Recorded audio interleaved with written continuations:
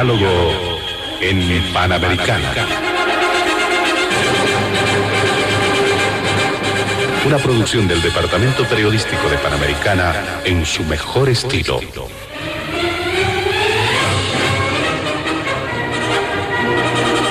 Entrevistas exclusivas sobre temas que crean expectativa general.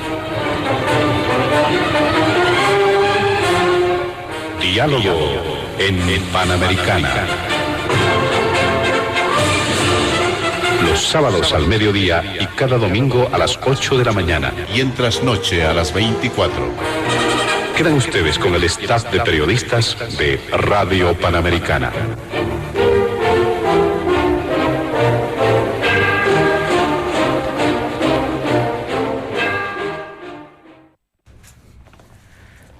¿Cómo están, amigos de todo el país? Bienvenidos a Diálogo en Panamericana. Y en esta ocasión vamos a desarrollar el tratamiento de distintos temas que marcan la agenda de noticias en nuestro país. Y hemos visto por conveniente incorporar algunos puntos en la agenda del programa. En el primer punto vamos a dar cuenta del escenario político y social que se viene presentando en nuestro país, además en el marco de algunas amenazas, advertencias del ala evista del movimiento al socialismo de convulsionar el país. Así es como se ha planteado el anuncio de la Confederación Sindical Única de Trabajadores Campesinos de Bolivia, que sigue al ex jefe de Estado, al expresidente Evo Morales. Don Ponciano Santos ahí estaba dirigiendo este anuncio que han desarrollado. Dice, cualquier momento ya es hora de que se generen este tipo de medidas de presión, movilizaciones. Se habla obviamente del bloqueo de las principales vías en nuestro país. Se han generado muchas reacciones, muchos criterios de condena, de crítica y también de justificación de la medida. Este es el primer punto del programa. En el segundo tiene que ver, el segundo punto hace referencia al curso del tema de las elecciones judiciales. Esto en función de la decisión que ha surgido de parte del Tribunal Constitucional Plurinacional, que ha viabilizado, ha inactivado más bien un fallo que ha surgido de la justicia de Pando, por lo que la Asamblea Legislativa tiene todo para avanzar y retomar este trabajo. Pero hay igual posturas encontradas en la Asamblea Legislativa, porque dicen, si hacemos caso al Tribunal Constitucional y las comisiones mixtas retoman esta labor, es reconocer la validez, la tuición y funciones legales de los magistrados a los que han denominado autoprorrogados. Y por otro lado dicen que no va a haber precisamente una sesión de asamblea para viabilizar este tema. Posturas encontradas en el legislativo. Y finalmente, el tercer punto tiene que ver con el conflicto del transporte pesado. Es de conocimiento público que hay advertencias de mayor conflictividad, tomando en cuenta que están en pie de movilización los representantes, los miembros del transporte pesado, de la Cámara del Transporte Pesado en nuestro país. Estos tres puntos están en la agenda de diálogo en Panamericana. Nuestros invitados especiales de este fin de semana, y ellos han estado precisamente participando de un sorteo previo para establecer el orden de participación. Por ello le damos la bienvenida inicialmente al politólogo Marcelo Silva. También está junto a nosotros el ex diputado nacional, don Fabián Jaksic, y finalmente el analista Carlos Saavedra. Junto a ellos estaremos desarrollando la agenda de diálogo en Panamericana. Antes de iniciar con las primeras consultas en el programa, como siempre vamos a solicitar a nuestros invitados especiales de este fin de semana evitar emitir cualquier criterio que sea considerado de racismo o discriminación en el marco de las normas vigentes en nuestro país. Le damos la palabra inicialmente a don Marcelo Silva para hacer referencia al primer punto del programa, en el escenario político y social, con esas amenazas de convulsionar el país. Adelante, bienvenido. Muchas gracias, José Luis. Un cordial saludo a toda la audiencia de Panamericana. siempre le pongo énfasis a la audiencia que está dentro del país y fuera del país. Hoy más que nunca, José Luis, si me permite unos segundos, realmente la audiencia de Panamericana fuera del país es masiva, se convierte en uno de los pocos espacios para que los ciudadanos que no están radicando en nuestro país puedan tomarle el pulso a la situación del país. Por lo tanto, lo que se debate aquí realmente es muy importante. Panamericana se ha convertido en la única referencia probablemente, o en la más importante, para que los bolivianos que viven fuera del país lo puedan considerar cómo está la situación de Bolivia. En especial un saludo cordial a la gente de Washington, de New York, donde he estado recientemente, y que es muy grato que te digan, a usted lo he escuchado en Panamericana, ¿no? De confines tan lejanos, de repente te reconozcan y te digan, caramba, usted es el que participa en diálogo ahí abierto en Panamericana, y eso denota indudablemente que no solamente eso es lo que pasa en Estados Unidos o en colonias muy grandes. Me ha tocado en lugares pero increíblemente lejanos, que los bolivianos la única forma en la que tienen un vistazo del país es a través de Panamericana. Así que un cordial saludo a esa gente, familia San Ginés, a la familia Torrejón, entre muchas otras, que me ha pedido que se les envíe ese saludo. Es para mí un privilegio nuevamente compartir el espacio con Fabián, ya en varias lides de análisis, de reflexión, y por supuesto con Carlos también. Creo que una de las pocas veces que nos vemos en Panamericana, pero en otros medios hemos coincidido ya muchas veces en el ámbito del análisis. A ver, ayer, viernes, presidente del Estado Plurinacional de Bolivia, Luis Arce, en un discurso en Santa Cruz, menciona que hay actuaciones oscuras, internas y externas, que indudablemente tratan de desestabilizar política y socialmente al país. Y que lo hace además en un aniversario de la Fuerza Aérea en Santa Cruz. Llama a las Fuerzas Armadas, especialmente a la Fuerza Aérea, a tomar atención de estos planes siniestros que buscan probablemente sacarlo del poder o acortar su mandato, etcétera, etcétera, etcétera, ¿no? Es algo que además ha estado siendo reiterado en los últimos días por varios de sus voceros en la Asamblea Legislativa, e incluso algún que otro ministro, funcionario estatal, que ha advertido indudablemente que sobre el país está gestándose una especie de plan negro que busca convulsionar y desestabilizar al gobierno. Pero más aún, se ha hilado fino, y usted nos pone en mesa, José Luis, el hecho de que este escenario estaría estrechamente relacionado a las pugnas que tiene el gobierno, o el gobierno del presidente Arce, con el levismo, con don Evo Morales y su capacidad de convocatoria. Creo que es necesario, para no entrar a este facilismo de encasillar las cosas, hacer un poquitito de análisis de que por qué, y es cierto, creo que el presidente Arce tiene razón, por lo menos parcialmente, en el sentido de que el ambiente no es el mismo, ¿no? Hay un ambiente distinto. Hay amenazas constantes de movilización social, hay constantes amenazas de paralización de ciertas actividades. La próxima semana tenemos al menos 3 anuncios muy fuertes de paros y bloqueos que podrían indudablemente poner en jaque algo que me parece sobre todas las cosas importante: la economía del país. ¿Por qué se está dando este escenario? Y me permito esgrimir 3 elementos, y además en un orden correlativo, probablemente en función de la importancia. El primero, definitivamente, es de que más allá de lo que se diga, que ya es contradictorio, ¿no?, por parte del gobierno, los problemas económicos cada vez se hacen mucho más visibles y mucho más palpables en el ámbito de la economía del país y de los sectores sociales y de los sectores ciudadanos, ¿no?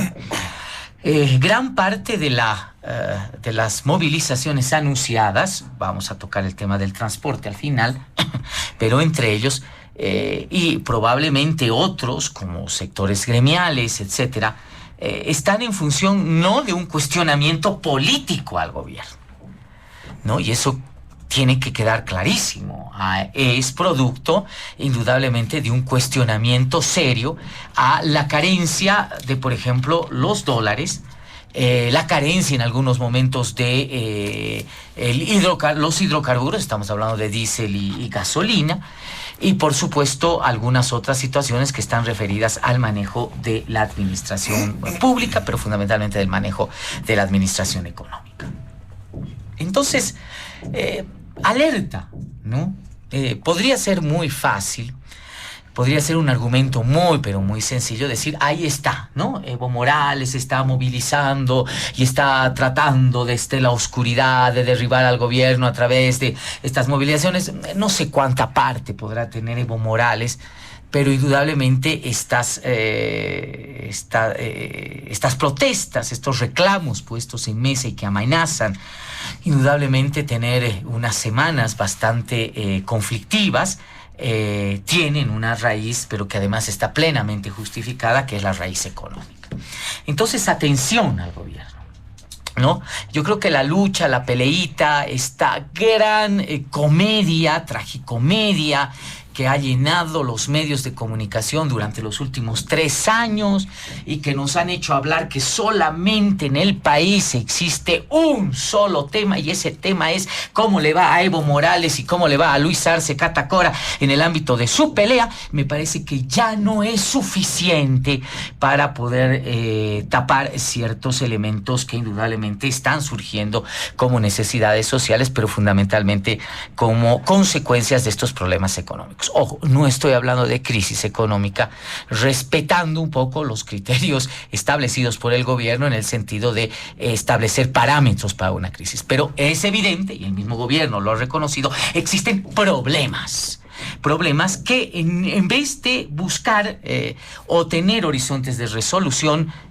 más bien parecen estar empeorándose en el ámbito económico. Entonces, primer elemento, ¿no? Primer elemento para no ir al recurso facilista de echarle la culpa a Evo Morales, que probablemente la tenga, pero no en la magnitud que se tiene. El segundo elemento es la gestión pública. El gobierno es un gobierno que responde muy débil a las demandas sociales, a las demandas políticas. Pero aparte de responderlas débilmente y a veces de manera muy difusa, las responde tarde, ¿no? Es decir, hemos visto que varios elementos y varios climas de conflictividad podían haberse resuelto con decisiones, con medidas que al final terminaron tomándose, ¿no? Es decir, se tuvo que llegar a un momento de aprestos de conflictividad. Estamos hablando de la ley de pensiones, estamos hablando de el decreto sobre derechos reales, etcétera, etcétera, que indudablemente el gobierno trató de alargar hasta el final, y el resultado fue el mismo que se tuvo o que se podía haber tomado a los 2 días de iniciado el conflicto o al día de iniciado el conflicto. Me parece que no hay una respuesta rápida, habrá que ver.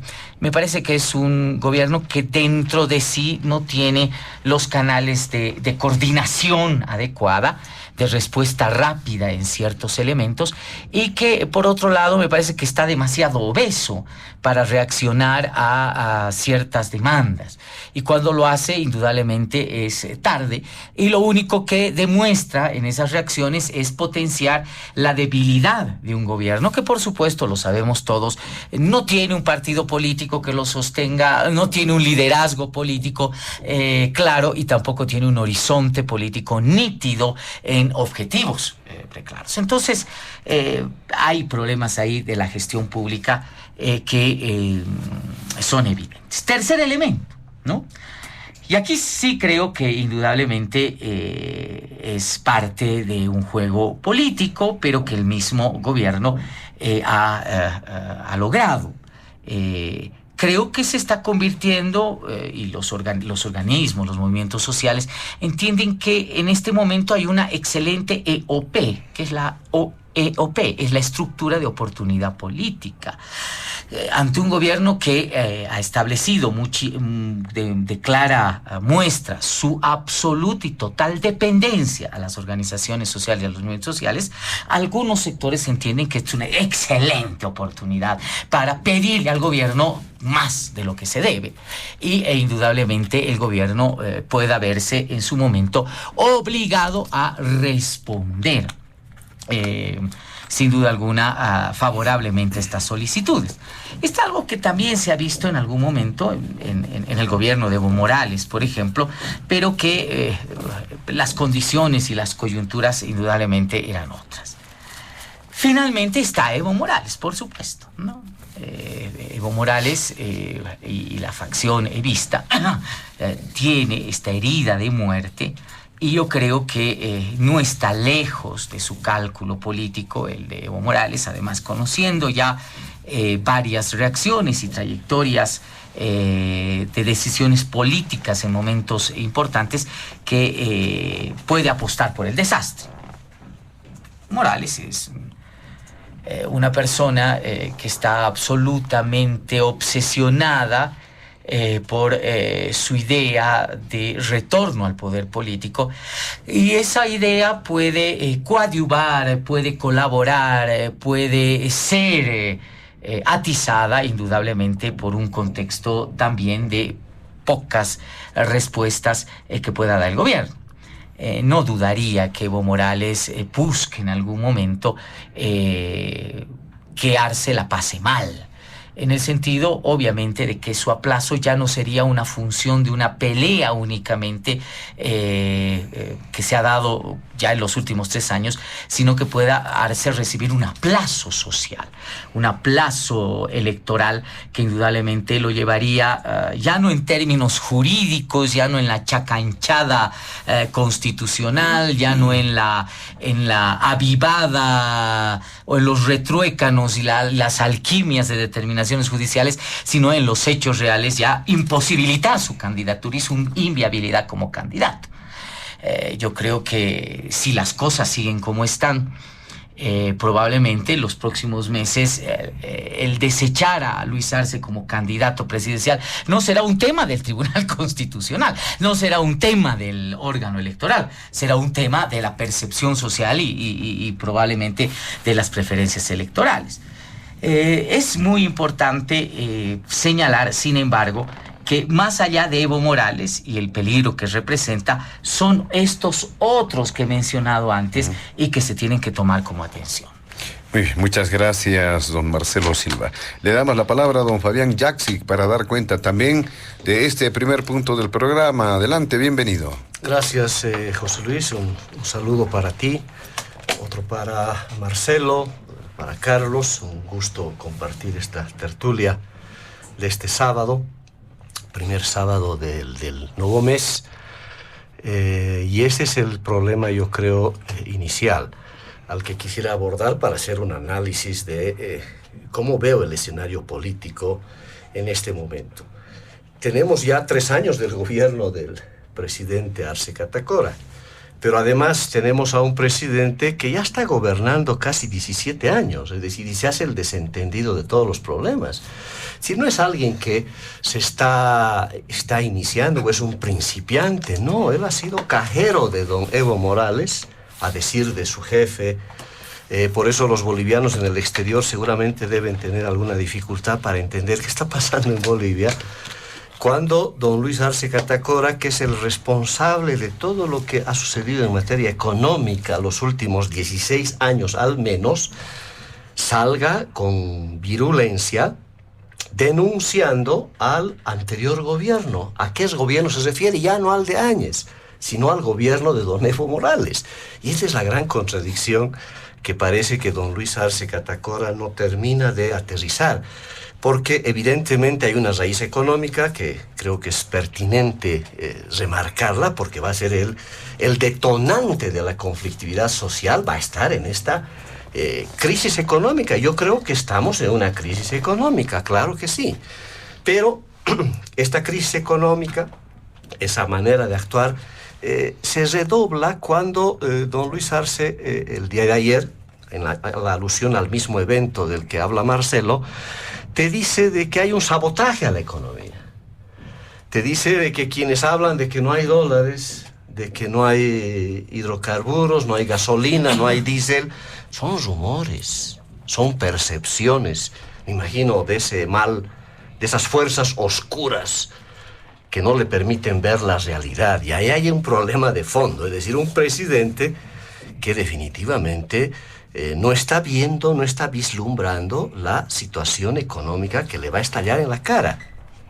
Y esto es muy complicado porque, claro, tenemos a un presidente que parecería ser el candidato natural a la reelección luego de esta crisis política al interior del MAS. Y claro, estamos viviendo, yo diría, esta querella entre la disputa del liderazgo, la disputa de la candidatura, pero también la disputa por la sigla.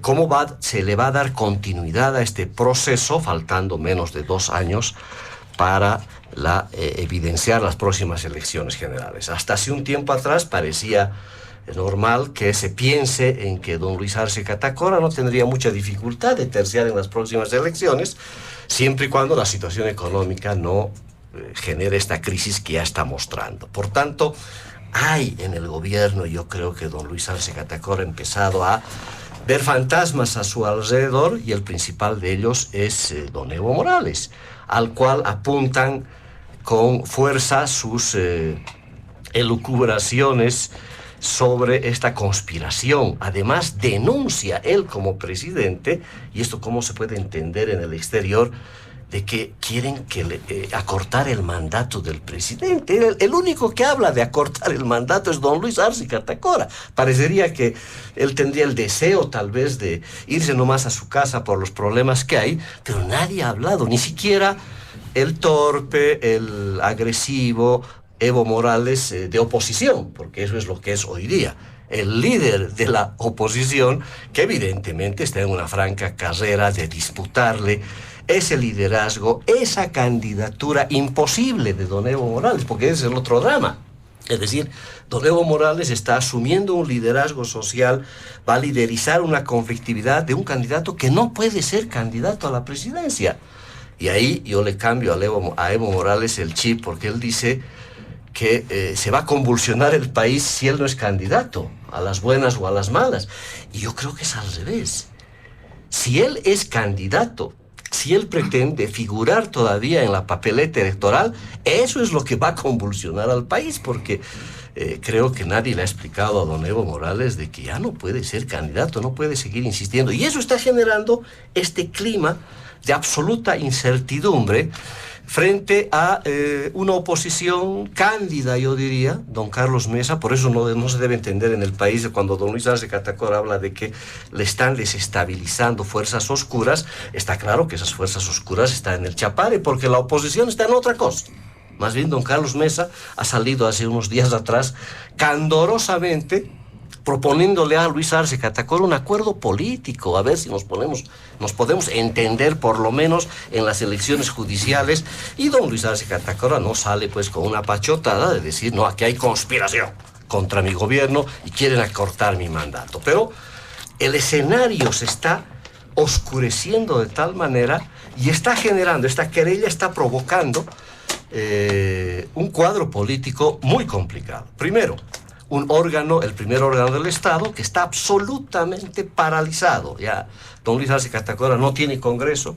El Congreso desapareció de su rol deliberante, de su rol fiscalizador, de su rol legislativo. Hoy no legisla, no delibera, no fiscaliza, pero sí se aumentan sueldos. Para eso sí son buenos, ¿no? Parece que el Senado la próxima semana ya estará aprobando el incremento salarial. Nada más considerar un posible incremento salarial ya es una desubicación de esta Asamblea Legislativa que brilla por su ausencia. Esta querella ha provocado la falta de condiciones para ir a elecciones judiciales, es decir, eso está provocando, que vamos a tratarlo en el siguiente punto con mayor detalle, pero está claro que hay un entrampamiento ahí de la agenda política que nadie la asume como tiene que ser. Creo que el órgano electoral ha dado la pauta, ¿no? O escogen o primarias o elecciones judiciales. Muchachos, a ver, ya se acabó los tiempos, ya no hay nada que hacer. O hacen una cosa o hacen la otra. Ya no pueden haber dos cosas. Ya están pensando en suspender, claro, esas elecciones primarias que lamentablemente se diseñaron a imagen del movimiento al socialismo, porque son las más tontas que han podido inventarse últimamente, elecciones primarias con un solo candidato, que básicamente era validar el candidato que defina el partido político. Claro, es lógico que no van a haber las tales primarias, creo que a nadie le conviene, así como están además diseñadas, está claro que eso no va a haber este año, probablemente no hayan elecciones judiciales, y eso tiene que ver precisamente con la candidatura de don Evo Morales. Si uno se pone a pensar, esta insistencia, esta persistencia, finalmente terminará en qué decida el órgano electoral. El Tribunal Supremo Electoral tendrá que habilitar o inhabilitar a don Evo Morales si quiere insistir en la postulación, una vez que resuelvan su entuerto de si mantienen las siglas, si el MAS continúa en carrera como partido político. Todo eso todavía sigue en una incertidumbre, pero bueno, supongamos que se resuelva la manera y don Evo Morales se presenta nomás de candidato con MAS o con otra agrupación, y el Tribunal Electoral tiene que resolver en algún momento para habilitar a los futuros candidatos. Si lo hace el Tribunal Supremo Electoral, vendrá luego el Tribunal Constitucional Plurinacional para decirle al Tribunal Supremo Electoral, no, ¿por qué lo ha inhabilitado? ¿Por qué lo ha habilitado? Es decir, la querella entre don Evo y don Luis se está desarrollando en el Tribunal Supremo Electoral y en el Tribunal Constitucional Plurinacional. Así de reducida ha resultado la situación. Y claro, uno entiende ahora por qué don Luis Arce Catacora se cura en sano, destituye a la vocal Chuquimia, elige a su propio delegado, como la Constitución lo manda. El presidente tiene su delegado, que es una cosa de locos también, que se establezca esa figura de que el presidente tiene su representante en el órgano electoral. Y claro, nombra recientemente nomás a su delegado para prever situaciones que puedan pensarse en el Tribunal Supremo Electoral para habilitar o deshabilitar candidatos. Eso está en puertas de esa conflictividad que marca la situación política. Y un órgano electoral, por supuesto, que está teniendo, yo creo, un sobreprotagonismo político. Tenemos ahí un vocal Atahuichi que además era candidato a magistrado. Yo no entiendo, es decir, ética y moralmente, un miembro, un vocal se postula además de candidato, es decir, se vuelve candidato y se vuelve protagonista político. Y claro, un órgano electoral que uno vaya a saber qué es lo que vaya a determinar hacia adelante. Y en ese sentido, coincido con Marcelo, sí, de que don Luis Arce Catacora está subestimando este origen de las conflictividades que van a empezar a girar en torno a la situación económica del país. Y si don Luis Arce Catacora no reacciona, su entuerto con don Evo Morales, que debería, si es que el MAS fuera un partido democrático, si es que los actores fueran democráticos, lo lógico sería que se lo resuelvan su entuerto en unas elecciones primarias. Eso si fuera una organización democrática, lo cual no es. A nadie le interesa ya las primarias, que quedaron ya fuera de la agenda política, por lo menos de este año. Para eso sí se va a reunir la Asamblea Legislativa, porque tienen que sacar otra ley para anular las elecciones primarias. No es que se van a borrar porque el Tribunal Supremo Electoral se les ocurra. Pero la situación económica va a marcar la agenda política también los próximos meses. Y eso es lo que definitivamente no está en su imaginario, en su visión de don Luis Arce Catacora. Y eso es lo peligroso que puede suceder hacia adelante. Toda la conflictividad que empieza hoy día a aparecer en un clima además sobreelectoralizado prematuramente, va a estar marcado sin duda por la frágil y difícil situación económica, la que la vamos a tratar más adelante con mucha mayor puntualidad. Le agradecemos a don Fabián Jaksic. Le damos la palabra ahora al analista Carlos Saavedra. ¿Qué dice sobre este primer punto? Adelante, bienvenido. Bueno, muchísimas gracias. Un saludo, José Luis. Un saludo a toda la audiencia de Panamericana, en el país o fuera del país. Un saludo a Marcelo, un saludo a Fabián. A ver, el primer tema con el que se provoca esta tertulia es un tema que está en absoluta vigencia política, ¿no? Cómo se va conformando el escenario político, económico, social de altísima conflictividad en un panorama ya prácticamente electoralizado, y no de ahora, ¿no?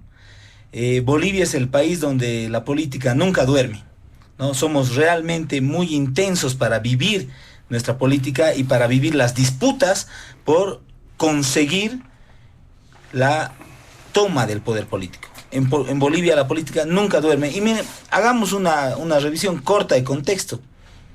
El 2016 hay un referéndum en el cual se le pregunta a la gente si debería o no Evo Morales poder cambiar la constitución para su reelección indefinida. Es un hecho determinante. Eso ya electoraliza. Imagínense, el 2016 ya se electoraliza lo que iba a pasar el 2019. Entre el 2017 y 2018, Evo Morales toma la decisión de autohabilitarse con esta figura sui generis de el derecho humano, a partir del cual él tiene la habilitación para ser permanentemente candidato. El 2019, sabemos lo que pasa, hay una profunda crisis en la institucionalidad democrática, cae el gobierno de Evo Morales, protestas muy complejas, y en esa lógica 21 días de paro que terminan, ¿no?, con un nuevo gobierno. Cuando parecía que después de eso y después de las elecciones subnacionales que tenían que darse en ese contexto el 2020, se inicia la pandemia, toma el poder un gobierno que se caracteriza por su torpeza, que se caracteriza por, además, en el momento complejísimo en el que se vivía, por andar de tumbo en tumbo, porque bueno, definitivamente nunca fue una estructura política preparada para tomar el poder, sino que terminó siendo un junte de amigos que vio la forma de zarpar, de asaltar el poder y lo tomó, y bueno, ahí las consecuencias. Pero ya estamos hablando de que 2016 estaba electoralizado, 2017, 2018, 2019, todo el 2020, donde hay una nueva elección, donde nuevamente el país está hiperpolitizado y estas luchas tremendas por la toma del poder terminan marcando. Cuando parecía que con la elección del 2020 se podía zanjar esta hiperpolitización, ¿no?, posterior a las elecciones también subnacionales que se dan en el 2021, nuevamente la dicotomía golpe-fraude es la que termina marcando los primeros momentos del escenario político electoral. Y cuando parecía que salíamos de esa dicotomía golpe-fraude, viene el conflicto por el censo.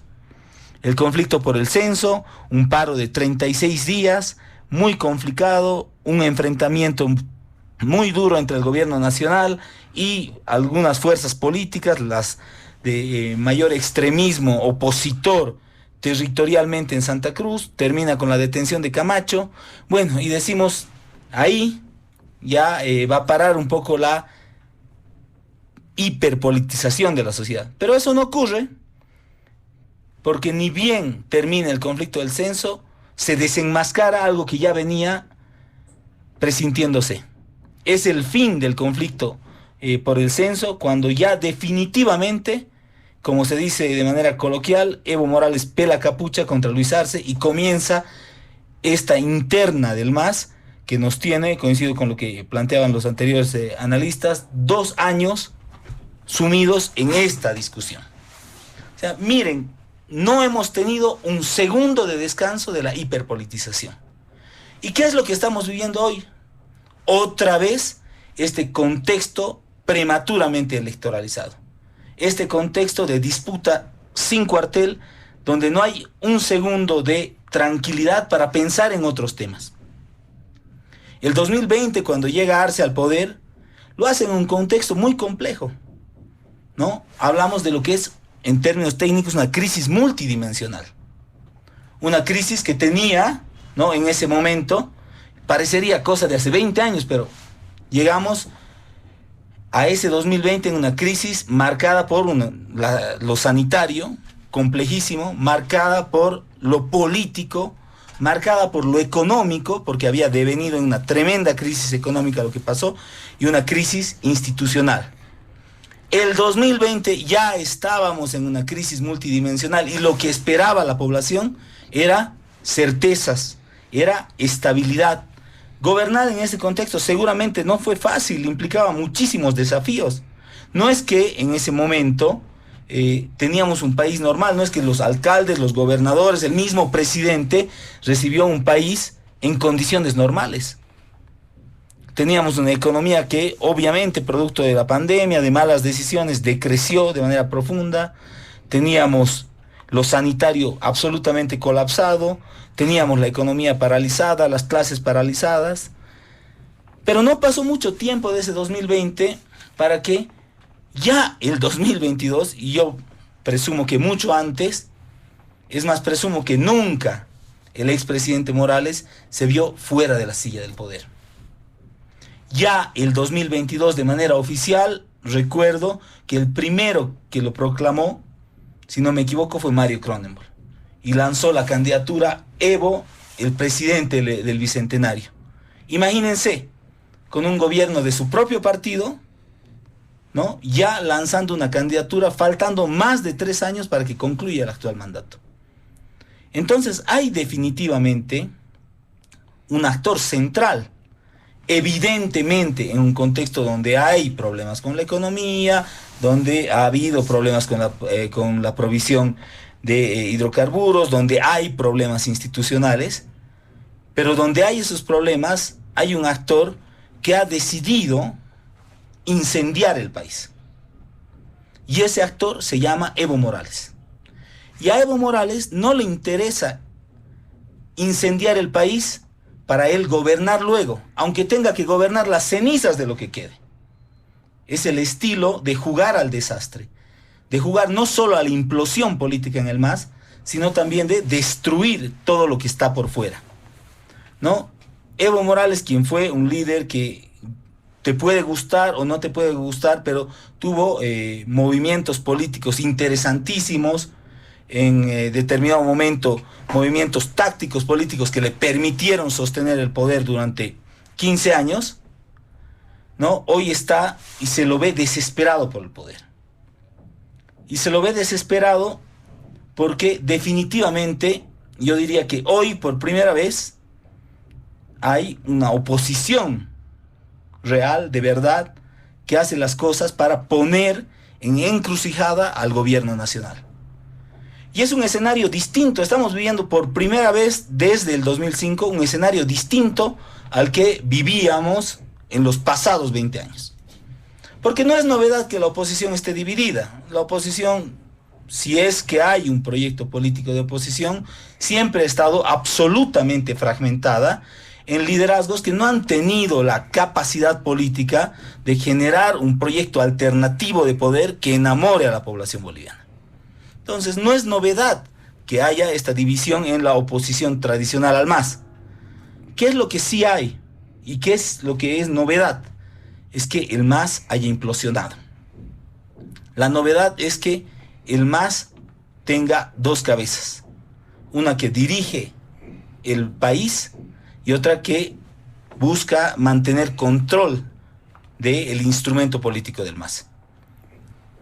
La pelea fratricida entre estas 2 cabezas nos ha generado un escenario bastante complejo. Una oposición, yo diría que es realmente fuerte para el gobierno nacional y que nos está llevando y está atizando esta batalla por las sensaciones donde se quiere posicionar algo. Si usted se fija, las declaraciones, los tweets, el accionar de la oposición evista, de la oposición tradicional al MAS, surge con claridad un término. Como diría un documental que vimos hace muchos años, su marca es la crisis.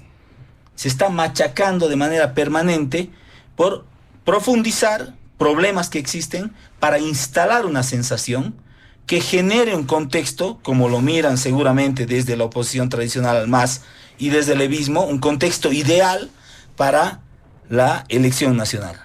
Obviamente a la oposición tradicional y al levismo les interesa sacarse de encima a Luis Arce Catacora.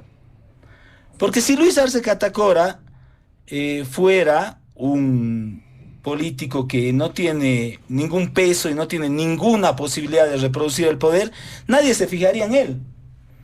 Evidentemente hay un trabajo, yo diría fuerte, coordinado para instalar esta situación en términos políticos. Esta crisis también busca ser multidimensional, a diferencia de lo que pasaba en el 2020, hoy los temas de la multidimensionalidad de la crisis son la economía, la política, la crisis institucional y el ataque moral a los distintos bloques políticos. Yo solo quisiera pensar qué hubiera pasado si en los anteriores días el Tribunal Supremo Electoral hubiera dado por válido el Congreso del Movimiento al Socialismo en el Alto. Seguramente este país estaría todavía en una condición mucho más compleja, ¿no? Pareciera que eso de alguna manera hubiera atizado los ánimos. Evidentemente, como en todos los países de la región hay problemas en el tema económico, pero yo diría que en Bolivia son todo el tiempo profundizados por esta ambición desmedida de pelea por el poder político. Y ahí al tema que plantea José Luis está cuál es el rol de Evo Morales y del levismo. Y tiene definitivamente tiene instalada una estrategia que además es claramente marcada. Hace ya algún tiempo Evo Morales y la gente que es cercana a él viene diciendo que Evo Morales es el único capaz de salvar Bolivia. Esa es su estrategia de campaña. Pero para salvar Bolivia hay un paso que está antes. No se puede salvar Bolivia si no se la destruye. Entonces pareciera que hoy toda la política, al margen de los intereses de la ciudadanía, busca profundizar problemas que sí pueden existir, pero busca generar este clima de opinión que nos lleve a lo que es una crisis acelerada en distintos campos que son estratégicos para la población. Entonces ahí el rol que toma Evo Morales y que toma la gente cercana a él es definitivamente determinante, ¿no? Porque lo que busca hacer una y otra vez es sostener esta idea de crisis, que evidentemente hay dos grandes campos de batalla. El primer campo de batalla es cómo se ordena el escenario político electoral. Y al decir cómo se ordena el escenario político electoral, estamos hablando quién se hace cargo, quién logra tomar jurídica y políticamente el MAS, que esa es una batalla que parecería en este momento está en un stand-by. Y el otro frente de batalla es el económico. Evo Morales sabe perfectamente, y la oposición, que si logran mostrar que no existe viabilidad económica en el país, no va a haber viabilidad política para Luis Arce. Muy bien, muchas gracias. Le damos a don Carlos Saavedra. También vamos a realizar una brevísima nueva ronda, una segunda ronda en este primer punto para establecer algunas puntualizaciones, algunos elementos que han quedado sueltos. Muy breve, por favor, don Marcelo Silva. Sí, José Luis, muy breve, ¿no? Una de las peores cosas que le ha podido pasar al MAS, y estoy hablando del MAS en general, Morales, Arce, Choquehuanca, Andrónico y todos en la bolsa, es de que este conflicto los ha llevado a una dimensión de concepción de la realidad absolutamente equivocada y errada. El país es mucho más grande que el MAS. Existen muchos más grandes problemas que la división de Arce y Morales. A la gente le interesa, a la gran mayoría de este país, me atrevería a decir a más del 80% de este país, no le interesa lo que pase entre Arce y Morales. Le interesa cómo va la economía. Le interesa cómo va respuestas a demandas básicas, fundamentales, centrales, como es el tema del empleo, certezas económicas, la carencia de dólares, el poder comprar medicamentos, el poder establecer que tenga una regular provisión de hidrocarburos, o que sus empresas no se cierren. Creo que ese es el gran problema, ¿no? El MAS se ha mirado al ombligo y ha descuidado tres cosas que son fundamentales. Uno, que existe un gran electorado y una gran cantidad de la población boliviana que no es masista y que no va a votar por el MAS, así sea Choquehuanca, Arce, Morales o juntos candidatos, ¿no? Y que si nos vamos nomás a la referencia de la última elección, están alrededor del 45%, casi la mitad de este país. Me da la impresión que ese 45% hoy día está más que convencido que no debería votar por ninguna opción que viene del MAS. Gran problema para enfrentar las elecciones. Pero a eso se suma el hecho de que tienes a alguien disputando ahí a Evo Morales la posibilidad de ser candidato, cuando las encuestas le dan el 70%, cerca del 70% de rechazo de la ciudadanía. Yo no sé cómo puede ser o cómo puede querer alguien ser candidato cuando el 70% de la población boliviana lo rechaza, lo repela. Y además, en muchas encuestas dicen que nunca votarían por él, ¿no? Ahí está el detalle. Y tienes un presidente que está ocupando los niveles más bajos de aprobación presidencial en la región. Está entre los últimos 2 o 3 presidentes, según varias encuestas. O sea que tampoco tienes un presidente que es simpático, agradable, que la gente lo quiere, etcétera, etcétera. Entonces me da la impresión que ahí el MAS se ha cerrado, ¿no? Y se ha visto al ombligo y ha dicho, señores, nosotros existimos y el resto no existe, no hay. No hay la posibilidad, no hay otras alternativas políticas, no existen otros partidos políticos, no existen problemas regionales, no existen otra dimensión de problemas más que la política, que es el tema de la pelea que tenemos. ¿Y quién va a disputar eso? Y una vez que disputemos eso, todo va a caer por inercia. Error del MAS. Segundo error para todas las fuerzas es de que hay cosas en la versión de la propuesta política y de la propuesta económica que necesitan ser remozadas. No se puede pensar que lo que se propuso hace 14, 15, 16 años pueda tener una vigencia perenne e inamovible y que las cosas tengan que ser iguales. No. Hay que pensar, por supuesto, remociones, cambios, redirecciones. Con Carlos lo hemos discutido en muchos programas. Habría que pensar, el MAS debería estar pensando en el Estado Plurinacional 2.0, una nueva versión. ¿Dónde se ajusta el plano económico, el papel del Estado, el papel acá, allá? ¿Dónde se profunde? Díganme si les vale un rábano haber tenido esa discusión. La pregunta del mío es, ¿qué nos ofrece el MAS de Evo o el MAS de Arce como novedad al país? Como propuesta de construcción del país. Nada. ¿No? Y el tercer problema es este, ¿no? El descuidar elementos que una pelea política iba a traer a la gestión pública. También con Carlos y Fabián lo habíamos anticipado, pero hace tiempo. Electoralizar el país iba a traer problemas en la gestión pública. Eso era evidente. Es así de obvio. No estamos descubriendo algo nuevo, ¿verdad? Y eso se está viendo. Ese es el gran problema, ¿no? Entonces, bueno, ahora se está pasando la factura, ¿no? Yo creo que, y coincido con Carlos y con Fabián, Evo Morales ya es un candidato, si es que quisiera ser candidato, aparte de desahuciado, problemático, polémico, ¿no? Yo creo que la candidatura de Evo Morales puede llevarnos a un grado de conflictividad en el país muy alto, grados de polarización, grados de realmente desajuste social. Es un elemento que creo que en el momento no debería tener participación política. Obviamente él está en su derecho de querer perezar, aunque ayer también nuevamente el Procurador General del Estado ha mencionado nítidamente que él no tiene la posibilidad legal de ser nuevamente candidato.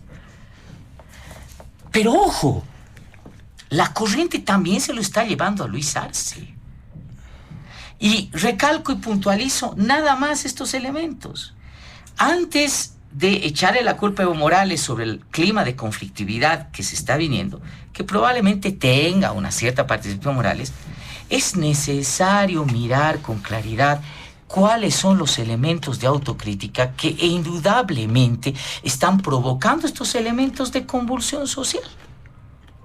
Y yo lo que veo en el gobierno es de que encuentra culpables, pero no soluciones, y ese es un gran problema, es un serio problema. Nos habla constantemente y todos los días y todas las semanas de quiénes son los culpables, y este es el culpable, y esto hecho, y esto han hecho, y anteriormente, y no hay una sola solución clara, no hay una señal de certeza del gobierno que nos diga, señores, la solución va por acá. Y en los próximos meses esto va a cambiar. Y además vamos a aplicar esta medida que va a reconducir esto o esto o esto. Es mucho más fácil echar y seguir echando la culpa. Reitero, el ambiente de convulsión social en el país se está generando por los problemas económicos que ya son visibles y que para algunos sectores son insostenibles. Segundo, existe una descoordinación, una esmirria muy limitada gestión pública en el gobierno. Tercero, el gobierno tiene que revisar sus acuerdos y pactos que lo sostienen con organizaciones y movimientos sociales. No parecen ser acuerdos políticos incondicionales o con cheques en blanco.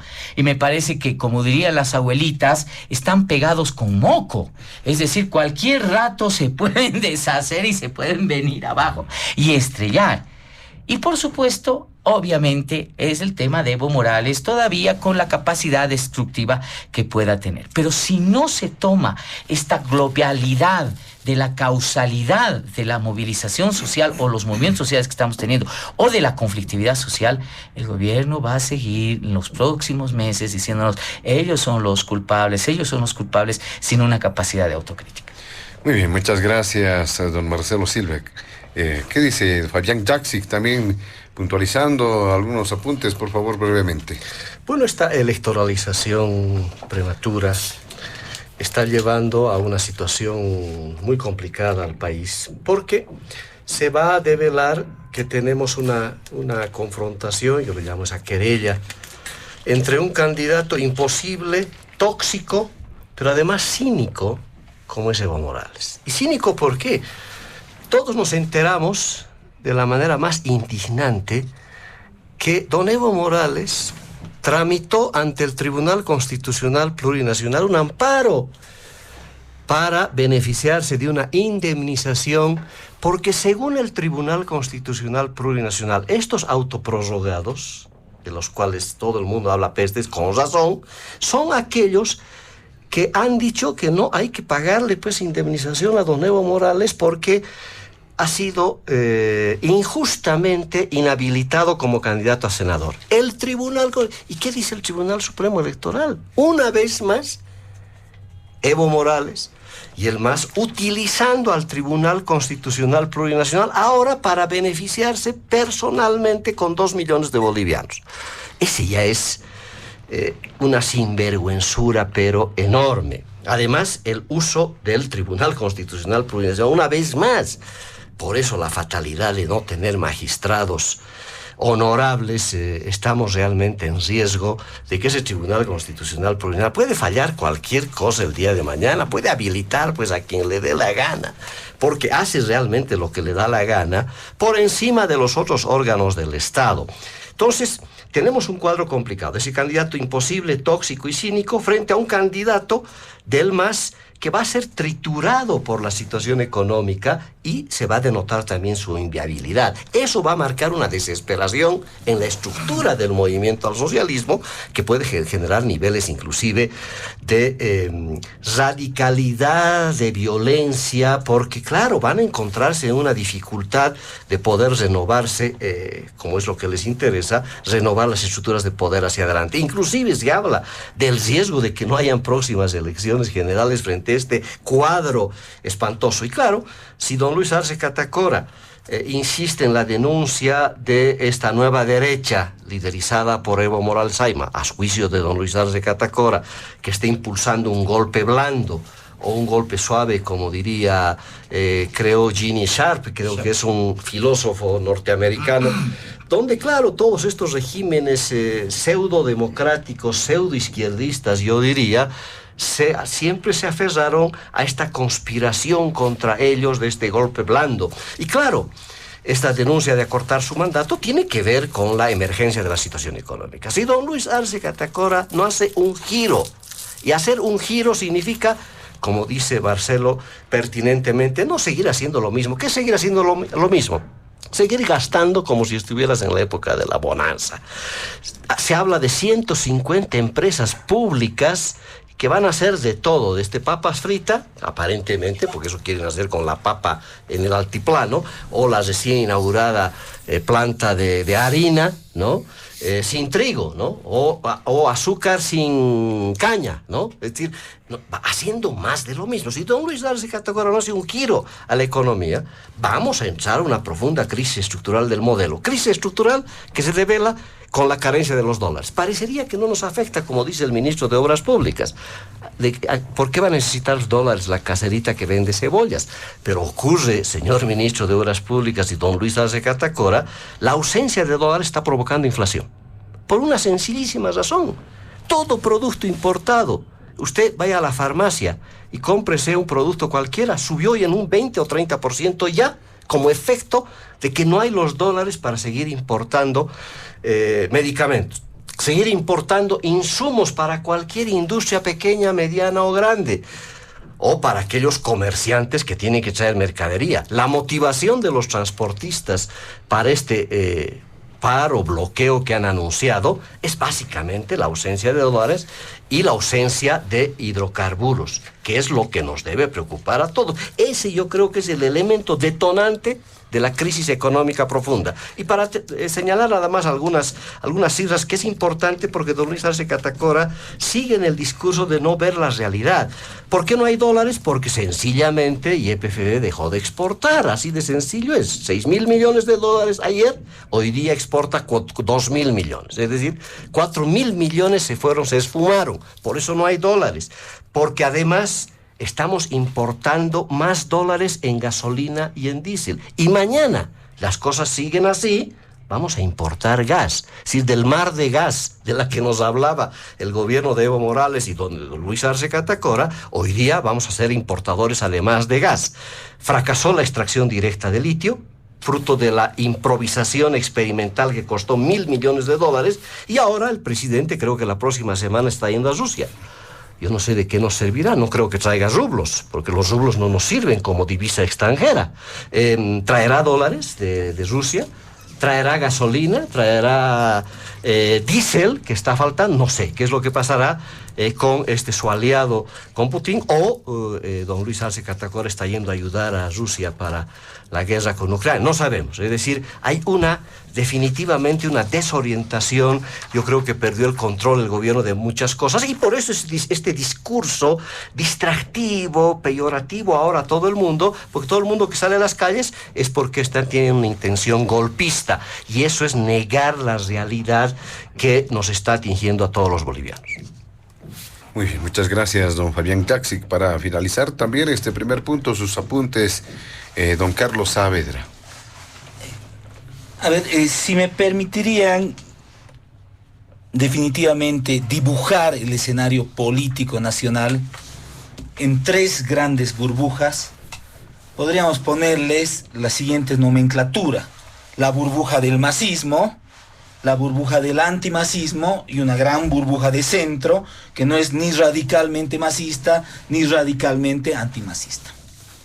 Este sería, digamos, un escenario político nacional en el cual se mueven los distintos actores. El gran desafío que hoy tiene la política nacional, yo diría, en sus tres burbujas, es trascender las mismas, es romper las barreras de su propia burbuja, porque eso está haciendo que tengamos un sistema político partidario absolutamente divorciado de lo que está pensando la gente. Y creo que ese es un problema central para la política, ¿no? En este desafío de las burbujas, la disputa fratricida interna que tiene el movimiento al socialismo ha hecho que tengas un Evo Morales absolutamente divorciado de los grandes segmentos electorales que le dieron triunfos contundentes en el pasado, que le dieron triunfos con los cuales llegó a tener un control absoluto del poder legislativo y de todos los demás poderes. También esa disputa está generando un problema en el mismo gobierno nacional. Hoy, la preocupación fundamental del liderazgo de Luis Arce tiene que ser, primero, mostrar un horizonte claro ante la situación económica, donde evidentemente hay problemas. Y segundo, como lo apuntaba Marcelo, creo que es un desafío pendiente del MAS. El que no se reinventa en política no existe.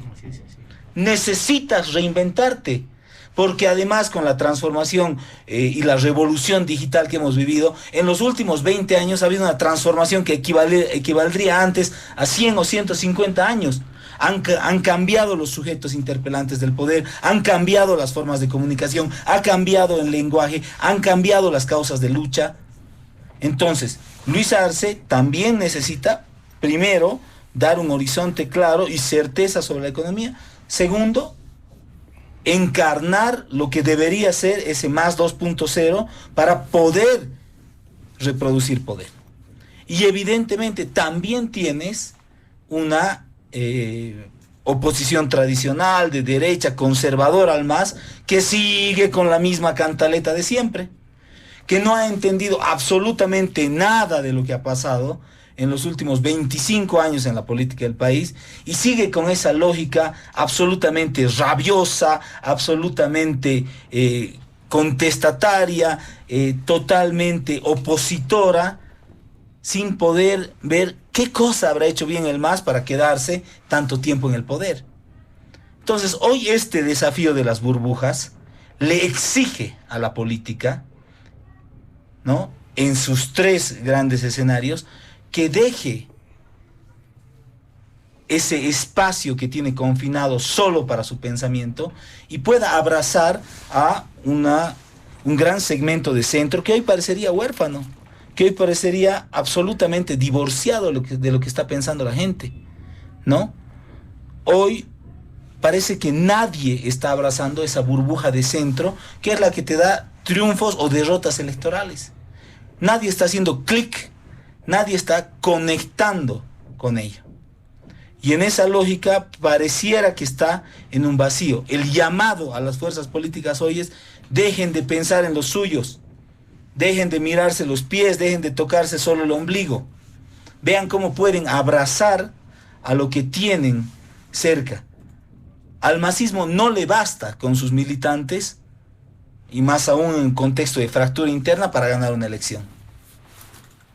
El antimasismo que celebra la división del MAS está partido en 5 o 6, ¿no? O sea, no sé qué tiene que celebrar. No tiene absolutamente nada que celebrar el antimasismo. Y ahí se ve un centro político huérfano, donde nadie termina de abrazarlo, de hacer clic, de pensar como está pensando esa gente. Entonces creo que hoy esta primera reflexión que nos plantean del escenario político y social, tras amenazas de convulsión del ala vista, ¿no?, nos lleva a pensar en la política en estas tres burbujas, donde parecieran los actores políticos estar confinados en dos, en los extremos, dejando ese centro prácticamente huérfano.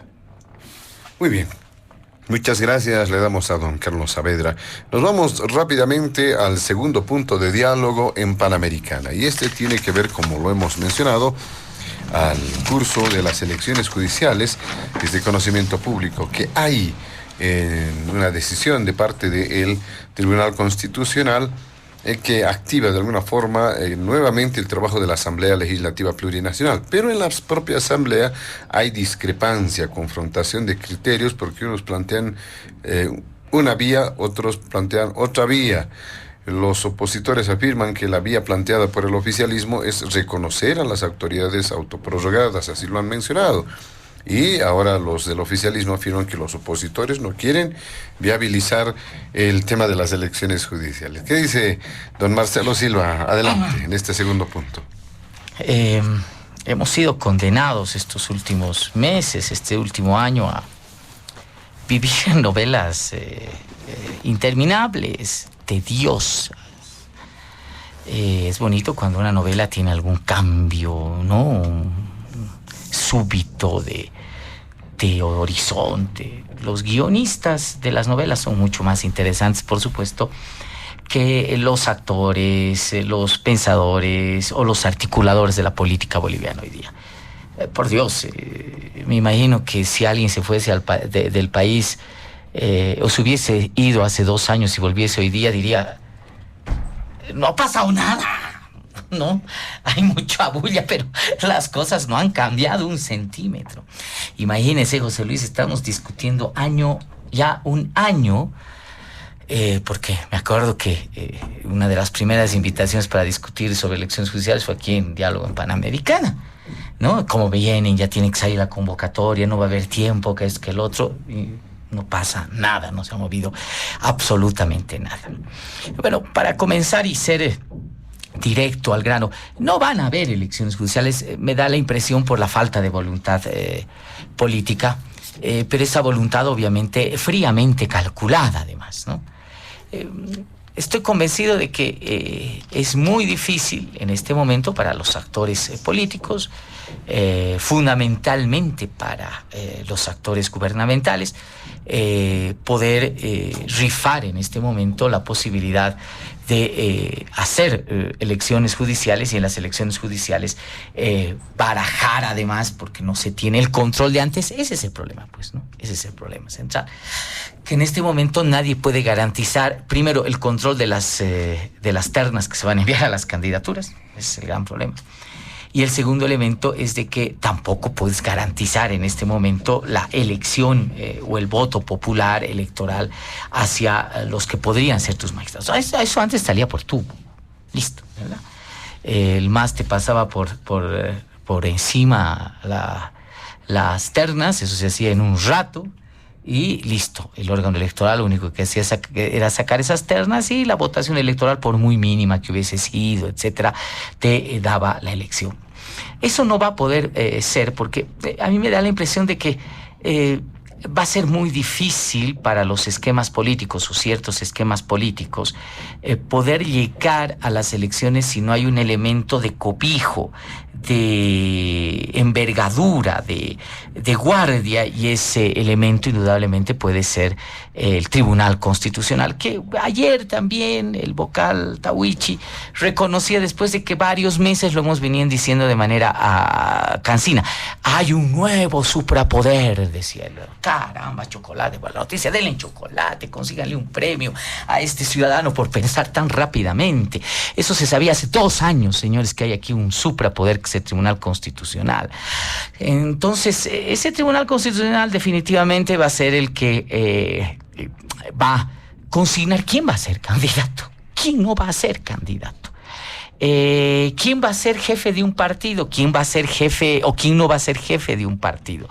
Y eso no solamente salpica en este momento, y hay un jalón de orejas a las oposiciones políticas. Eso no solamente es una salpicadita al problema interno del MAS. Una vez que se resuelve ese problema y ese Tribunal Constitucional pueda decir o va Evo, o va Arce, o va también puede decir lo mismo de cualquier otro candidato opositor que se le pinte al frente. Ojo, ojo, ojo, ojo de ese detalle.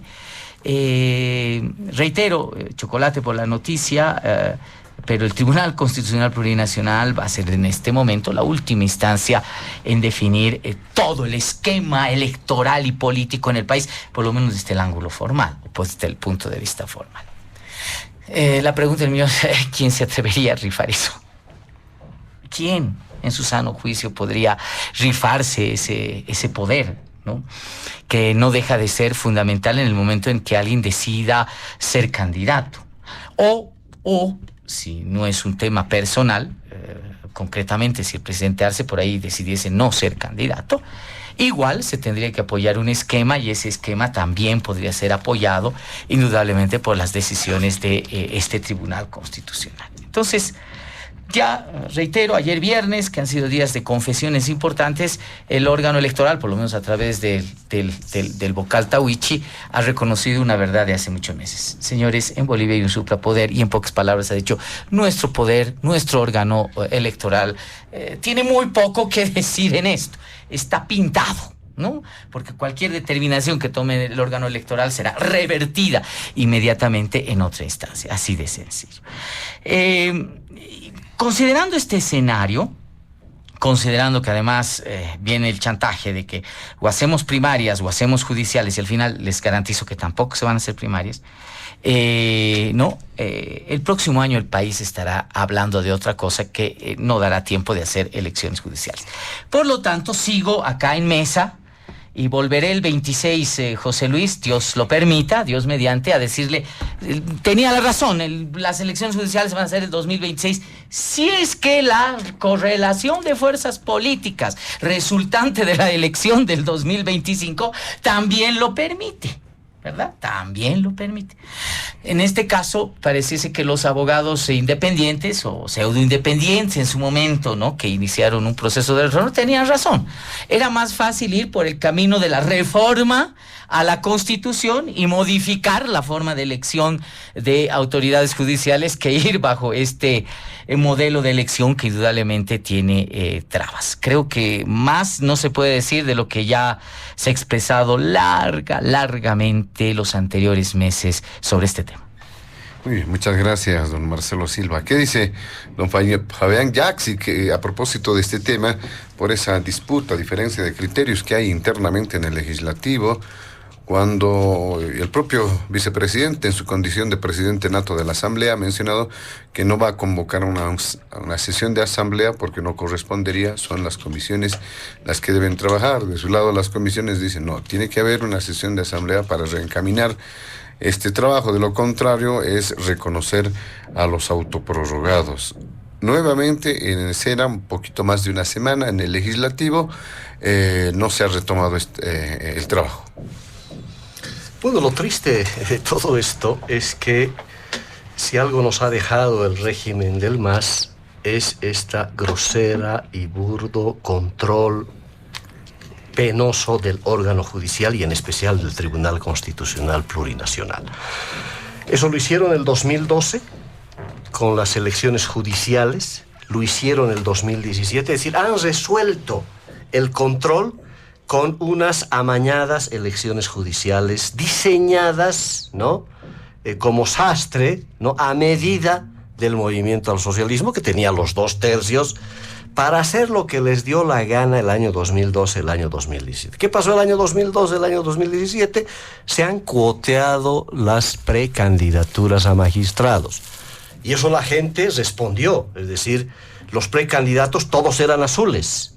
Y hemos ido a votar, pero no a elegir. Y eso pasó el 2012. Por eso la gente reaccionó y votó nulo, votó blanco.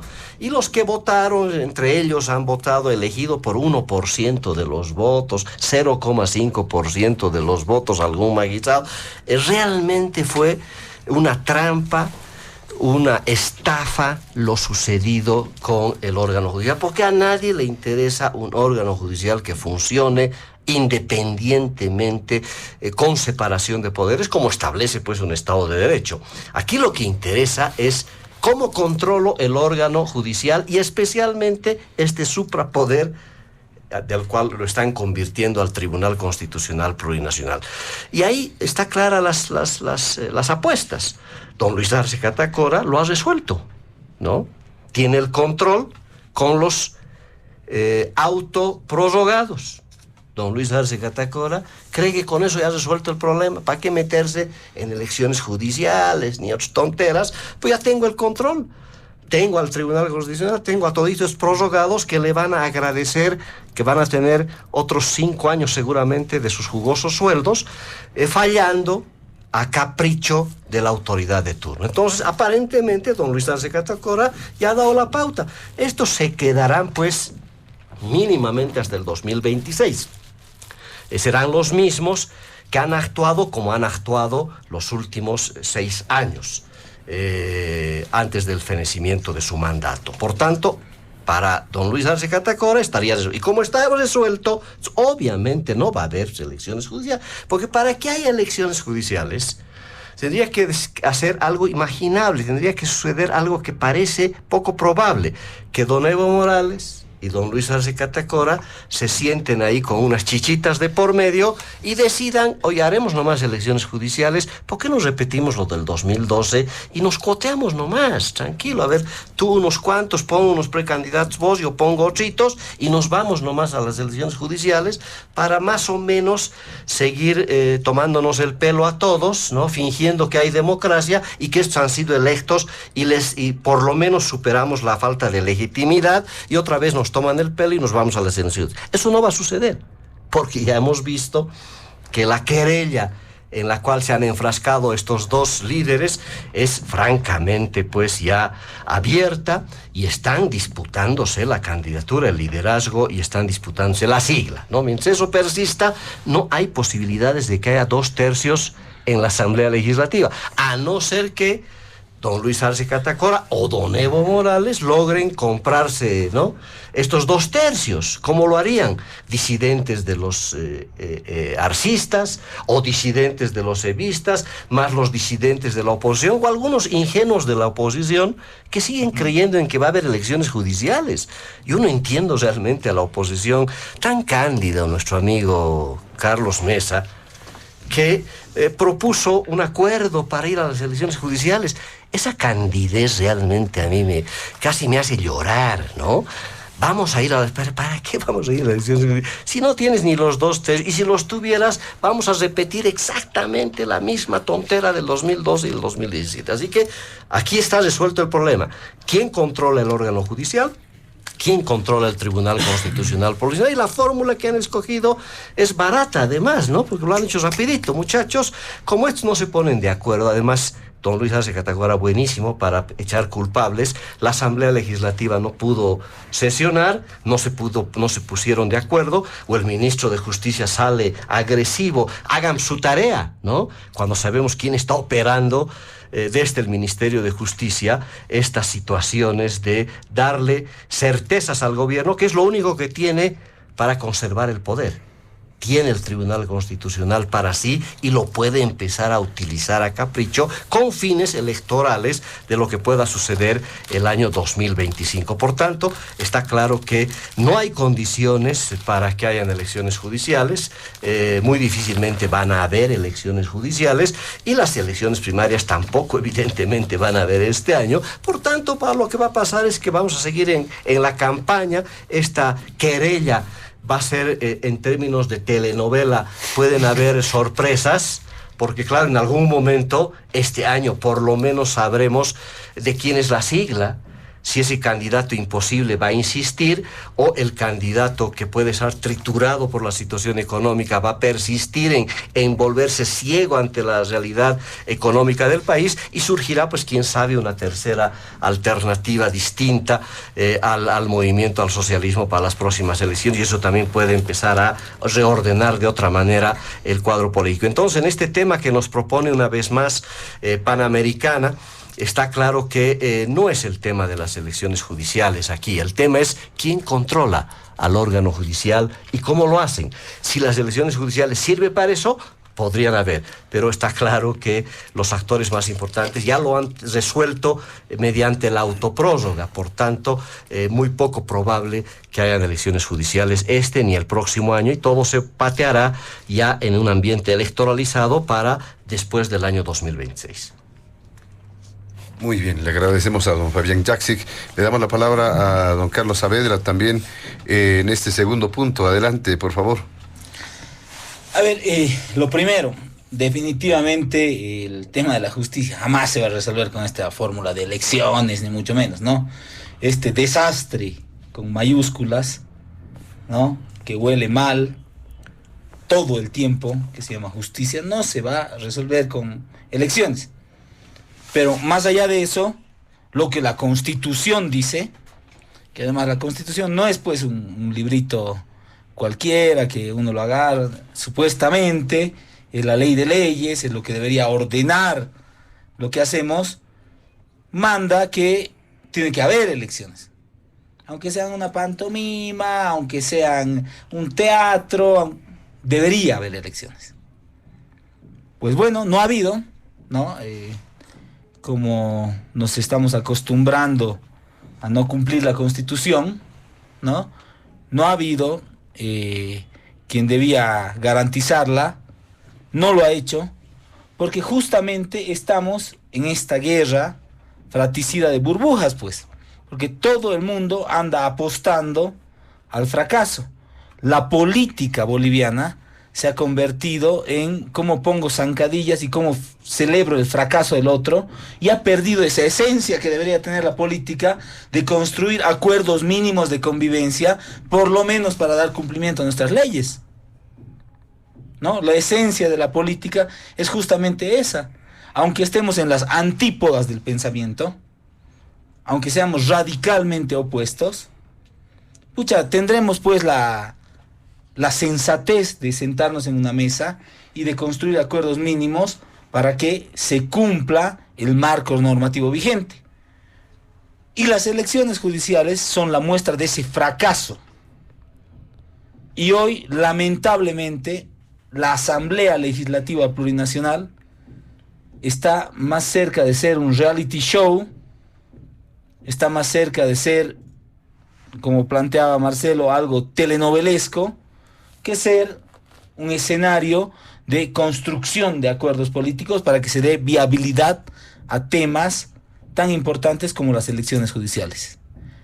Todo parece apuntar a que estos enfrentamientos políticos que hoy marcan la agenda van a definir que no haya elección judicial. El tiempo corre. Los tiempos son cada vez más cortos para que haya un proceso electoral judicial. Desde mi punto de vista, imposible ya. ¿Y qué es lo que va a pasar? No va a haber elección judicial.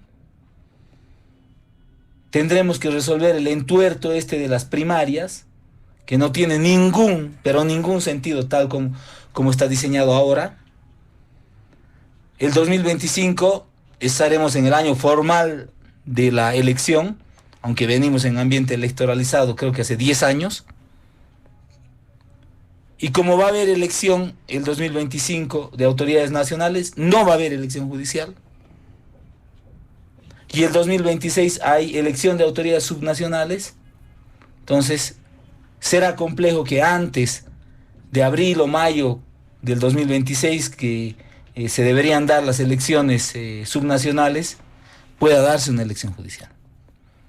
La elección judicial es la muestra del fracaso de la gestión política de todas las fuerzas en la Asamblea Legislativa Plurinacional. Se han aplazado ante la gente, no han tenido la capacidad mínima de encaminar un proceso, ni la astucia para hacerlo. Unos con ingenuidad, otros con demasiada viveza, lo que han hecho es patear esta pelota, ¿no? Miren, los grandes defensores de las elecciones judiciales habían sido los que tenían a sus esposas metiendo recursos para que no haya elecciones judiciales. ¿Qué les parece? Vemos la lista y sí, evidentemente, mire, o será que ya no controlan ni a la señora, ni lo que hace la pareja, sea un esposo, sea una esposa. Eso parece absolutamente coordinado. Miren, los grandes defensores del ala de vista habían sido los mismos que habían estado poniendo zancadillas al proceso de elección judicial. Entonces, cuando ves una huelga de hambre, queremos elecciones judiciales, dile a tu compañero que no ponga, pues, que no haga poner trampas al proceso. Yo creo que aquí es definitivamente uno de los fracasos más grandes de la política en su conjunto, ¿no? El no haberse puesto de acuerdo para llevar esto adelante, ¿no? Además con posiciones absolutamente caprichosas, ¿no? Yo no voy a hacer esto porque sería reconocer esto, yo no voy a avanzar en esto porque sería reconocer a los magistrados, yo no voy a hacer esto si no se toca la 073 y la 075, a mí no me da la gana de convocar al pleno, a mí no me da la gana de que las comisiones avancen. Entonces estás jugando al desastre total, ¿no? Definitivamente sería un milagro, sería realmente un milagro que se den las elecciones judiciales. Pero dado este contexto, se ve realmente complejísimo, y al no darse las elecciones judiciales vamos a pasar a que tengamos las mismas autoridades hasta el 2026. Que bueno, definitivamente en este sistema de elecciones ya no van a tener legitimidad alguna, pero van a seguir ejerciendo el cargo. Y evidentemente ahí va a haber complejidades. Entonces, las elecciones judiciales son otro llamado de atención a esta lógica absolutamente fratricida de todo el sistema político, donde cuando pareciera que uno es el que impulsa algo, por detrás del mismo es el que le pone zancadillas, no se puede entender. Yo realmente veía la conferencia de prensa esa donde estaban todos quienes habían interpuesto algún tipo de acción jurídica para detener las judiciales, y vos decías, che, pero estos no estaban a favor de las judiciales. Este bloque político no quería apurar que eso pase. Entonces uno no encuentra explicaciones, y realmente lo que sigue mirando el gran centro político del país, ¿no?, es esta andanada de tropiezos, esta andanada de fracasos de la política, que es incapaz de darle respuestas a la gente. En este caso, estamos muy, pero muy alejados de tener una justicia que sea eficiente para la gente, ¿no? No es la elección la solución, pero no basta con decir no es y no cumplir la Constitución. Si no es, tendrá que encontrar, yo creo que ya en la próxima gestión, se tendrá que encontrar alguna propuesta para que toda esta crisis de la institucionalidad que se vive en la justicia, que se vive en la policía, que se vive en las universidades, que está a todo nivel, realmente pueda encontrar una solución. Pero pareciera que hoy ya los tiempos son muy cortos, ¿no? Me parece que todos coincidimos en esta mesa en que no va a haber, o es muy poco probable que haya elección judicial este año, ¿no? Porque todos están encaprichados, y de existir esta elección realmente sería milagroso. Entonces veremos qué es lo que pasa. Las fuerzas políticas están encaprichadas, unos que no quieren seguir en el trabajo de la comisión mixta, otros que quieren sí o sí que se convoque al pleno para reajustar la ley que manda que existan elecciones judiciales. Entonces, en ese contexto pareciera que el proceso está dinamitado desde adentro, y lo menos que le interesa a los actores políticos que están presentes en la Asamblea Legislativa Plurinacional es que se dé esta elección. Muy bien, muchas gracias, don Carlos Saavedra. Vamos a realizar brevísimamente también una segunda ronda en este segundo punto. Seguramente hay puntualizaciones, pero quizá un elemento fundamental. Al final, ya lo han mencionado, es muy difícil que se lleven adelante las elecciones judiciales en este año. ¿Qué va a pasar? ¿Qué efecto podrá tener este hecho sumado a otras variables en el escenario? El tema de la institucionalización, o la institucionalidad más bien, del Estado, del país, puede quedar más deteriorado. ¿Qué dice don Marcelo Silva? A ver, muchas veces, José Luis, desde este micrófono he hablado de que Bolivia necesita en este momento, y ante la crisis, decadencia y putrefacción institucional que vive, un acuerdo político de gran magnitud, tratando de emular probablemente, o si usted quiere como referencia, punto de referencia tal vez únicamente, los acuerdos del 89, pero fundamentalmente del 92, ¿no? Donde las fuerzas políticas no pactaron nombres, no pactaron simplemente salvar el walkover momentáneo, sino trataron de establecer algunas reformas de horizonte de visibilidad. En Bolivia se da. No es que aquí sería algo nuevo. Recordemos el 92, la elección de una Corte Nacional Electoral que duró 12 años, si no me equivoco, en su gestión. Y que diseñó el sistema electoral boliviano que tenemos hasta ahora.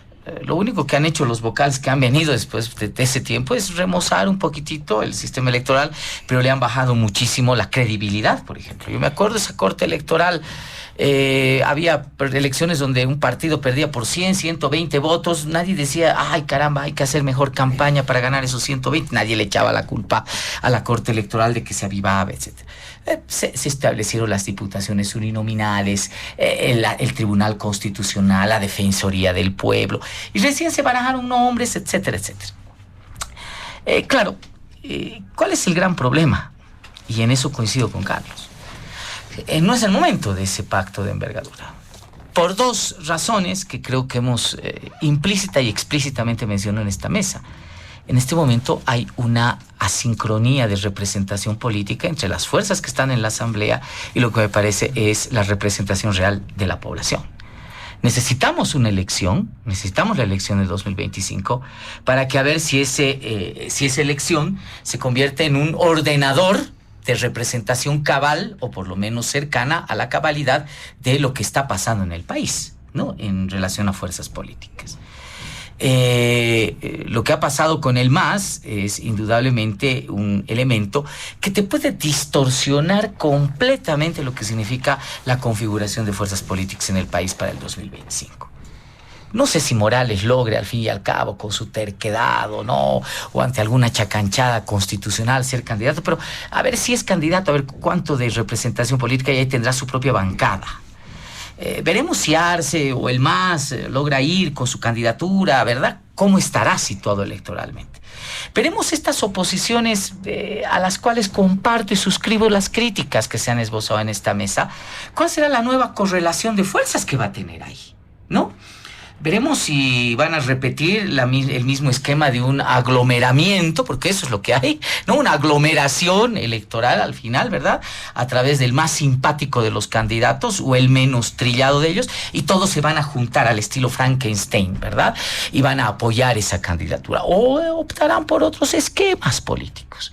Veremos si será el señor Carlos Mesa el candidato o uno de los candidatos de oposición.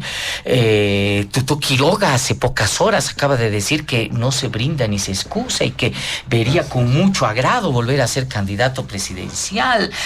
Creo que Samuel Doria Medina está metiéndose y reinsertándose en la charla.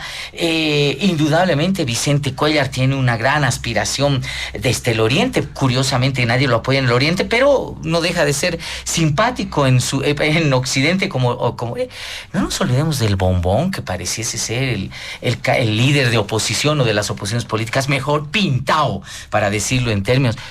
Eso tiene que definirse. Y yo creo que las elecciones del 2025 van a ser un elemento ordenador como para lograr esto que creo que es importante en mesa. No, salvaremos la elección judicial. No nos interesa solo salvar la elección judicial. Hay que hacer reformas profundas a la justicia. Y eso se lo tiene que hacer a través de la Asamblea Legislativa Plurinacional.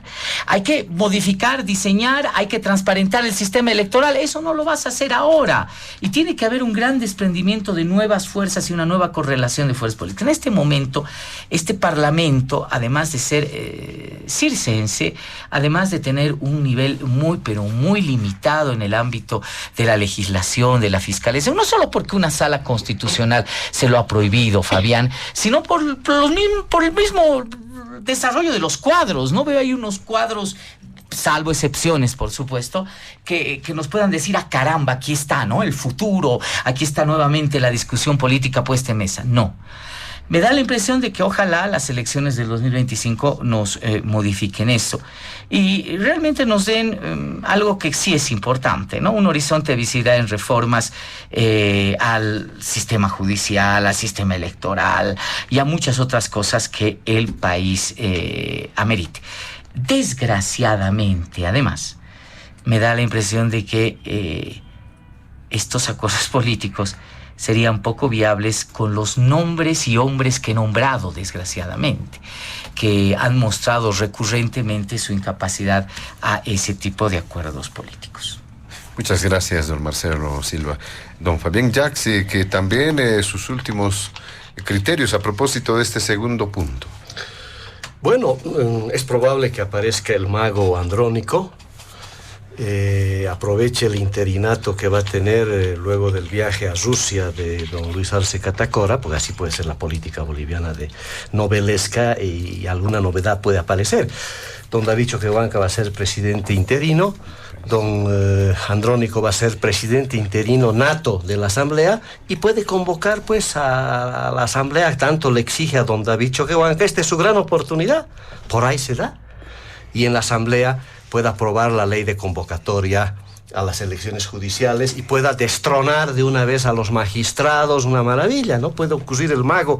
Andrónico aparecerá la próxima semana. Fabián, también tendría que cambiar la ley del procedimiento constitucional. Claro, todo podría claro, cambiar. Porque pues, si no hay que quitarles ese poder a las salas constitucionales. Pero bueno, para eso necesitamos un mago. No sé si será claro, Andrónico el mago la próxima semana. Tiene pocos días para aprovechar. Mago Fabián que está dando la pauta.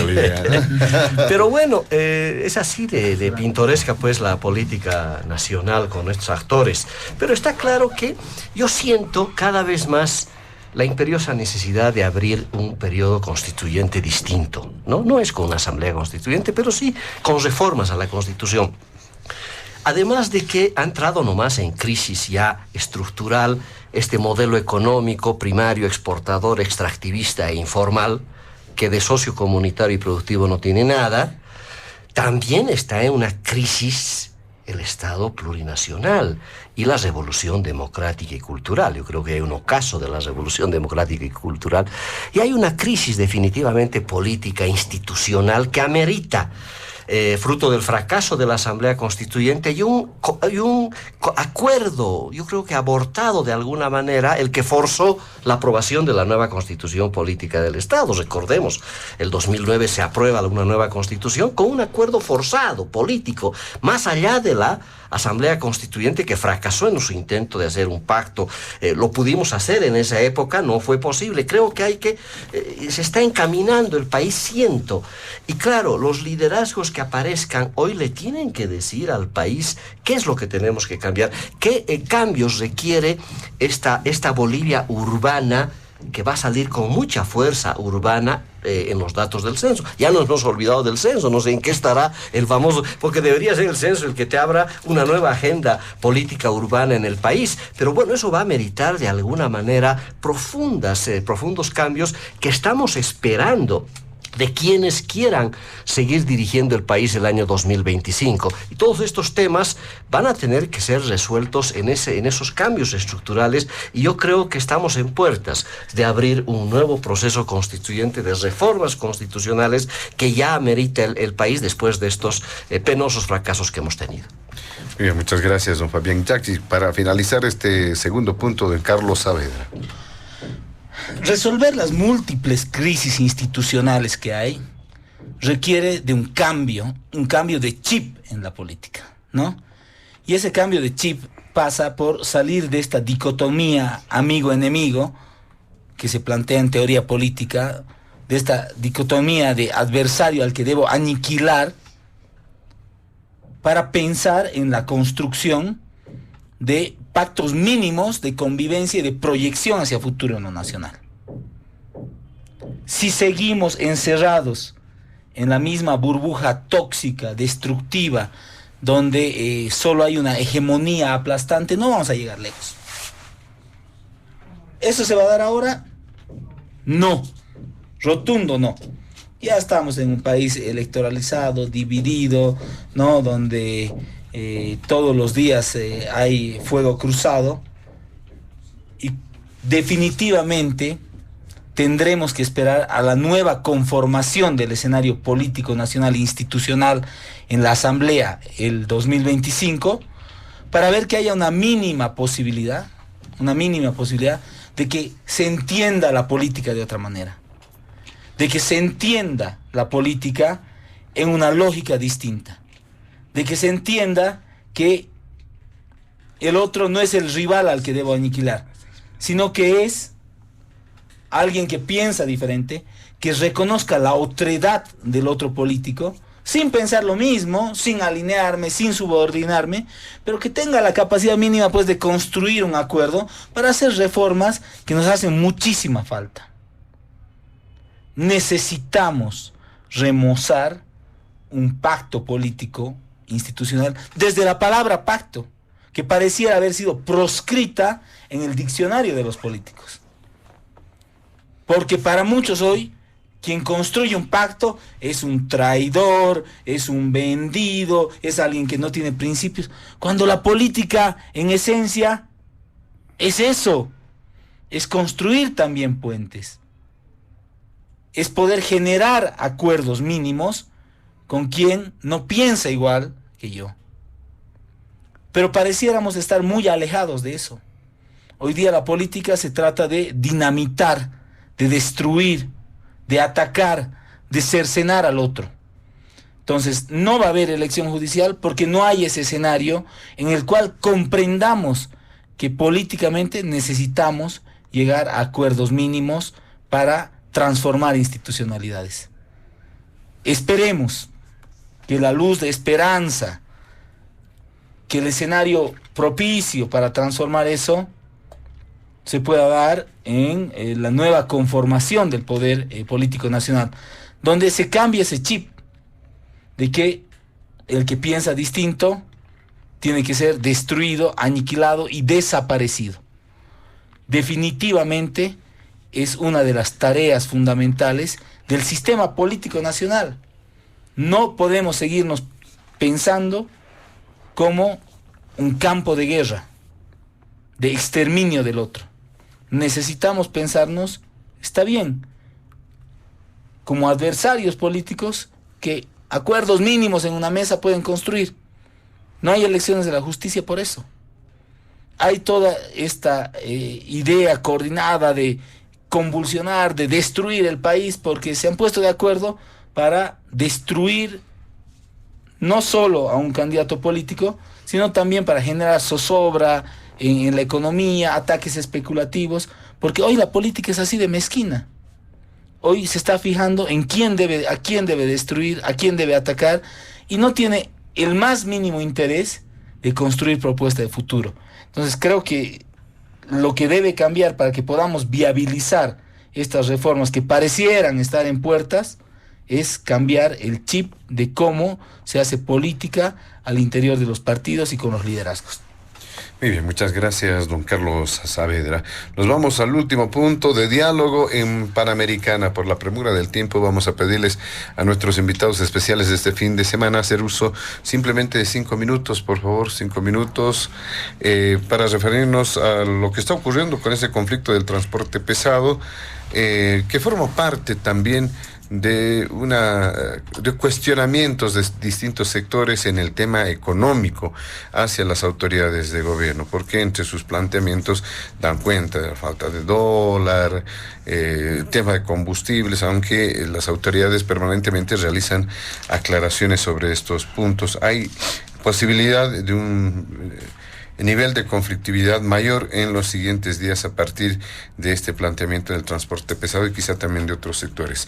Don Marcelo Silva, 5 minutos, por favor, para finalizar. Sí, José Luis, no voy a decir muchas cosas nuevas porque el problema y el conflicto está circunscrito a lo que habíamos desarrollado en la primera parte y además tiene como contexto eso, ¿no? Es un conflicto entre muchos otros más que estamos a puertas de vivir. Habrá que ver qué pasa con gremiales, qué pasa con médicos, etcétera, etcétera, los próximos días, las próximas semanas que parecen ser conflictivas.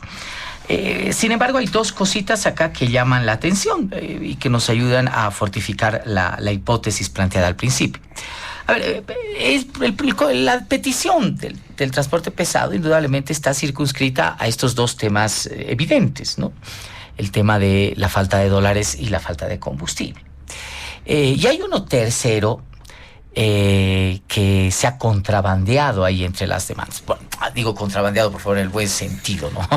Hablando de transporte pesado, eso pareciese ser peligroso, pero bueno, se ha contrabandeado por ahí, que es el tema del trato que se le da a la aduana y además el tema impositivo, ¿no? Ahí vemos nuevamente, ¿verdad?, aquel tema de una relación de chantaje de ciertas organizaciones sociales y movimientos sociales con el gobierno. Las 2 primeras pueden ser muy válidas, pero la segunda son temas absolutamente de administración. Y además que me parece tratan de sacar un rédito no adecuado en estas circunstancias, ¿no? O sea, vamos a bloquear, vamos a utilizar la bandera de la falta de combustible, de la falta de dólares, pero aprovechando también eso, que es evidente y obvio, queremos que cambie la política aduanera del país y además no sean tan malvados con el tema de los impuestos, ¿no? Un tema absolutamente sectorial. Primera cuestión que llama la atención, y de esos vamos a tener muchos en los próximos meses, tengan ustedes claro, ¿no? Cada sector social, por mucho que apoye, cante, se ponga gorrito, sombrerito, esté en las participaciones de campaña del presidente Arce, etcétera, va a ir nomás a tratar de movilizar al país en función de sus intereses. El segundo elemento es ya un problema también que confirma una hipótesis que habíamos mencionado en la primera parte. Aquí hay una mala gestión de interlocutores, especialmente en el ámbito de ministros. Y hoy día lo que ha pasado, o más bien ayer, con más propiedad, es que el ministro Montaño se ha hecho tirar un portazo en la nariz. Le ha dicho, salga usted de aquí de por medio, le han dicho, no en pocas palabras, no queremos con usted cruzar la más mínima palabra. Con quien tenemos que negociar directamente es con el presidente. Así que con usted no vamos a ir, no nos vamos a reunir, no nos interesa siquiera hablar, queremos hablar con el presidente. Esto, a ver, veremos cómo se soluciona, cómo lo soluciona principalmente el presidente, porque aquí ya parecía ser un problema que él podría tomar en determinación, podría recibirlos y ver solucionar ese tema, pero el hecho también es cómo quedaría este panel de fusibles, porque al final y al cabo, desgraciadamente, los ministros son fusibles en algunas circunstancias, ¿no? Que lo puedan cubrir. Pero el pedido es novedoso. Después de mucho tiempo estamos viendo un sector empecinado que ha mandado al cuerno a un ministro y que está exigiendo hablar con el presidente. Cierro con esto. Podría sentar precedente, ¿no? Podría sentar precedente y las próximas movilizaciones que se puedan dar en el país tal vez ya no busquen hablar con ministros y entiendan a ellos como interlocutores, sino busquen una resolución directa del gobierno o del presidente. Muy bien, muchas gracias, don Marcelo Silva. ¿Qué dice don Fabián Jaksic en este último punto? Ya lo hemos mencionado. 5 minutos, por favor. Bueno, primero, por principio, creo que en el país anunciamos bloqueo con tan facilidad, y eso se lo debemos a Evo Morales, ¿no? Que es el que ha metido el razonamiento del bloqueo en el país, ¿no? Y cuando anunciamos bloqueos, no se le bloquea al gobierno, se le bloquea al país. Y yo estoy absolutamente en contra de todo bloqueo, porque es absolutamente inhumano. Estos bloqueos, primero lo perjudican al transeúnte, que parece aquí no contar en esta historia, el ciudadano común, el ciudadano de a pie, que se encuentra con un infame bloqueo que no puede ni trasladar a sus enfermos, ¿no? Es brutal. Yo no sé cuándo vamos a terminar esta perniciosa costumbre de anunciar alegremente, y el levismo hace eso, otra vez están anunciando también incendiar al país, bloquear al país. Yo creo que eso tenemos que empezar a superar en esta segunda década del siglo XXI. Ya tenemos que los bolivianos sacarnos de nuestro chip el bloqueo, el primer elemento, porque ese bloqueo nos bloquea a todo el país, ¿no? Y eso tenemos que terminar de entender hoy día, mañana o en algún momento. Debería ser parte de las grandes reformas, ¿no? De un país que sigue en construcción hoy más que nunca, ¿no? En pleno siglo XXI. Estamos empezando, nos faltan 8 décadas de este siglo XXI y no podemos seguir pues bloqueados, ¿no? Yo creo que es un primer elemento de nuestra costumbre nacional, ¿no? Porque Evo diría que es patrimonio nacional, ¿no? Pero hay un tema crítico en esta demanda del transporte pesado. ¿Por qué resulta tan amenazante lo que están planteando? Porque hay una realidad muy cruda, ¿no? A mí me llamó la atención la cifra de camiones cisternas que hace un mes están haciendo cola en las diferentes fronteras del país. ¿Te imaginas figurativamente qué sucede?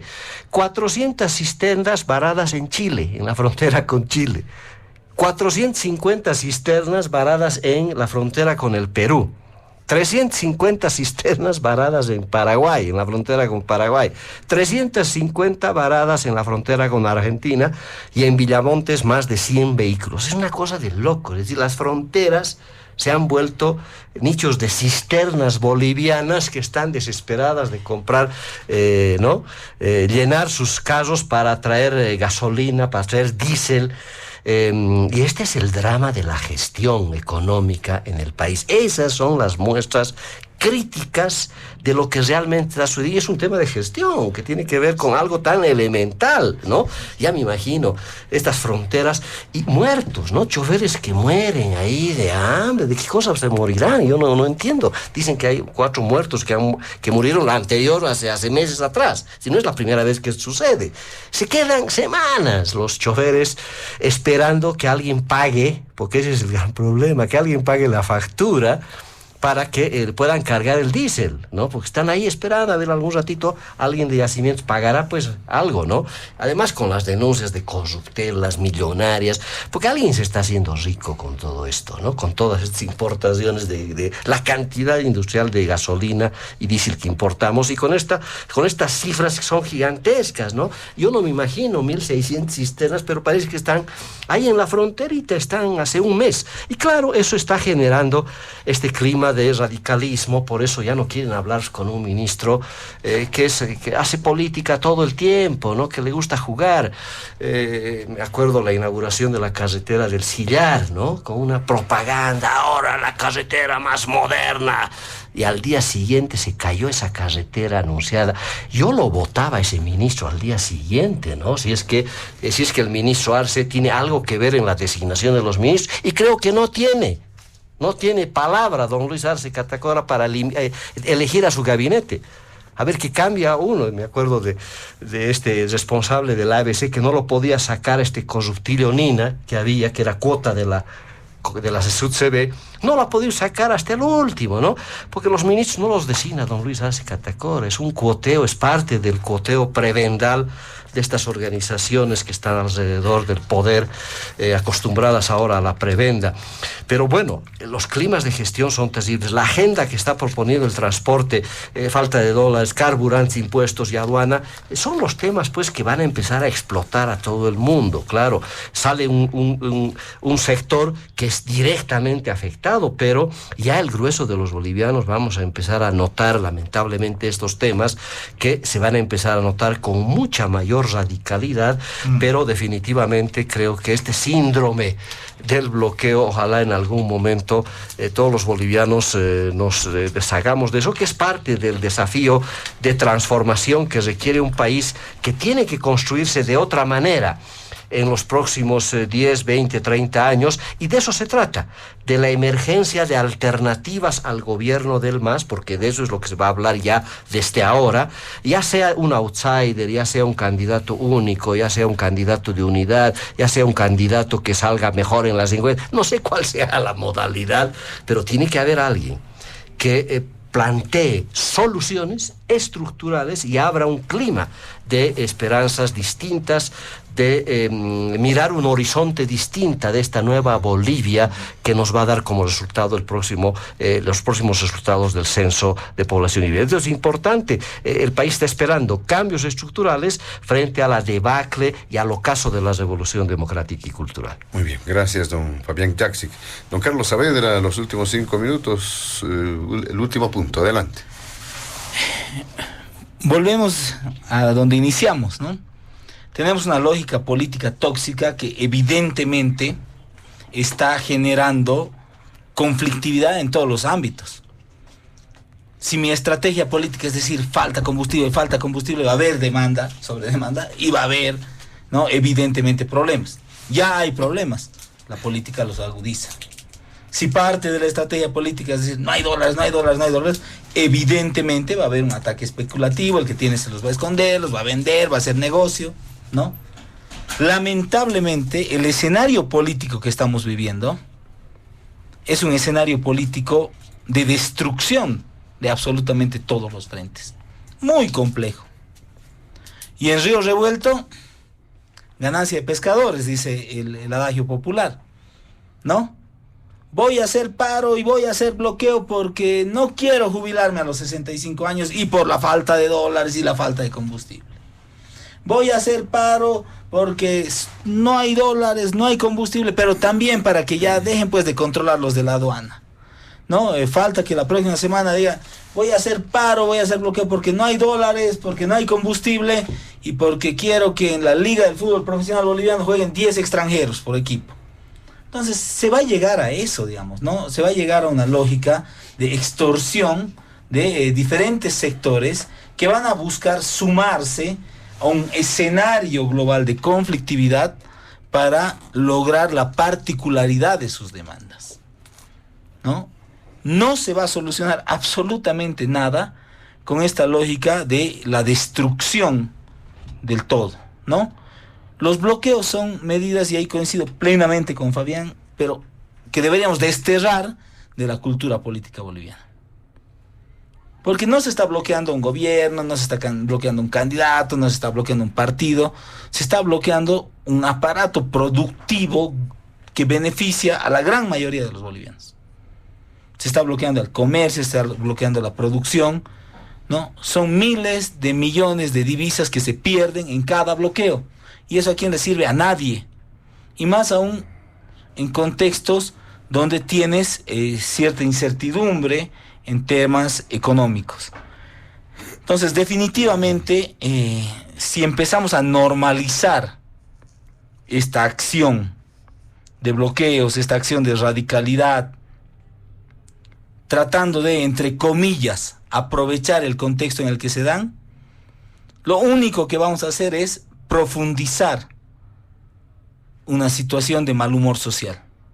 Probablemente muchos políticos batan palmas y aplaudan a eso. Nuevamente volvemos a esta política de las burbujas, ¿no? Soy tan mezquino que de lo único que hago es alegrarme del fracaso del otro, alegrarme de la desgracia del otro, alegrarme que al otro le vaya mal. Entonces, definitivamente, esta no puede ser la solución.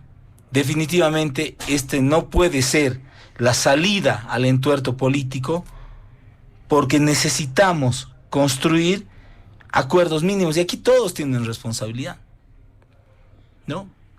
El transporte pesado creo que se está equivocando, además está quedando expuesto de que también tiene otras demandas. Ahora, tendrá que haber también una agenda gubernamental clara para hablar con ellos. Yo no estoy, no me ha parecido correcta la forma que ha tenido de mediar en este conflicto el ministro Montaño. No ha sido la mejor, ¿no? Lo ha politizado el tema, ¿no? Creo que había formas mucho más estratégicas de construir una agenda bilateral con este sector que es importante, ¿no? Donde se pueda definitivamente frenar, porque además en términos políticos no es un bloqueo que es fácil para el gobierno nacional, porque una cosa es cuando bloquea a Evo Morales para habilitarse. Eso en términos políticos tiene un significado, tiene una forma de interpretarse, pero ya es otra cosa cuando también te empieza a bloquear un sector, por más de que, como lo decía Marcelo, por abajito hayan metido algunas demandas sectoriales, ¿no? Que hacen parte de este río revuelto donde quieren sacar algunos beneficios, ¿no? Entonces muy pronto los contrabandistas se organizarán y dirán, bueno, para abaratar los costos, metamos nomás pues todo el contrabando, no hay problema, así no tenemos inflación. Y después se organizarán los chuteros y decir, bueno, como están caros los repuestos y los autos, metamos nomás pues los autos de las fronteras, y eso no funciona así, ¿no? Entonces tiene que haber cierta racionalidad en este escenario político marcado por las radicalidades. Perfectamente, le agradecemos también a don Carlos Saavedra. De esta manera, amigos de todo el país, llegamos a la finalización de Diálogo en Panamericana. Agradecemos la presencia de nuestros invitados especiales de este fin de semana. Reiteramos, el politólogo Marcelo Silva, al exdiputado nacional Fabián Jaksic y también al analista Carlos Saavedra. A nombre de la dirección de Panamericana, la planta ejecutiva y quien les habla, José Luis Flores, el compromiso de que el programa retorna el siguiente fin de semana. Permiso.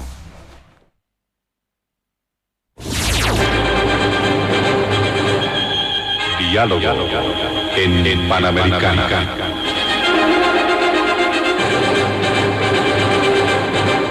La radio agradece por la atención prestada al programa de hoy.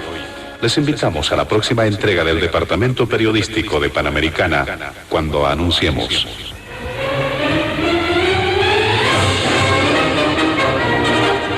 Diálogo en Panamericana.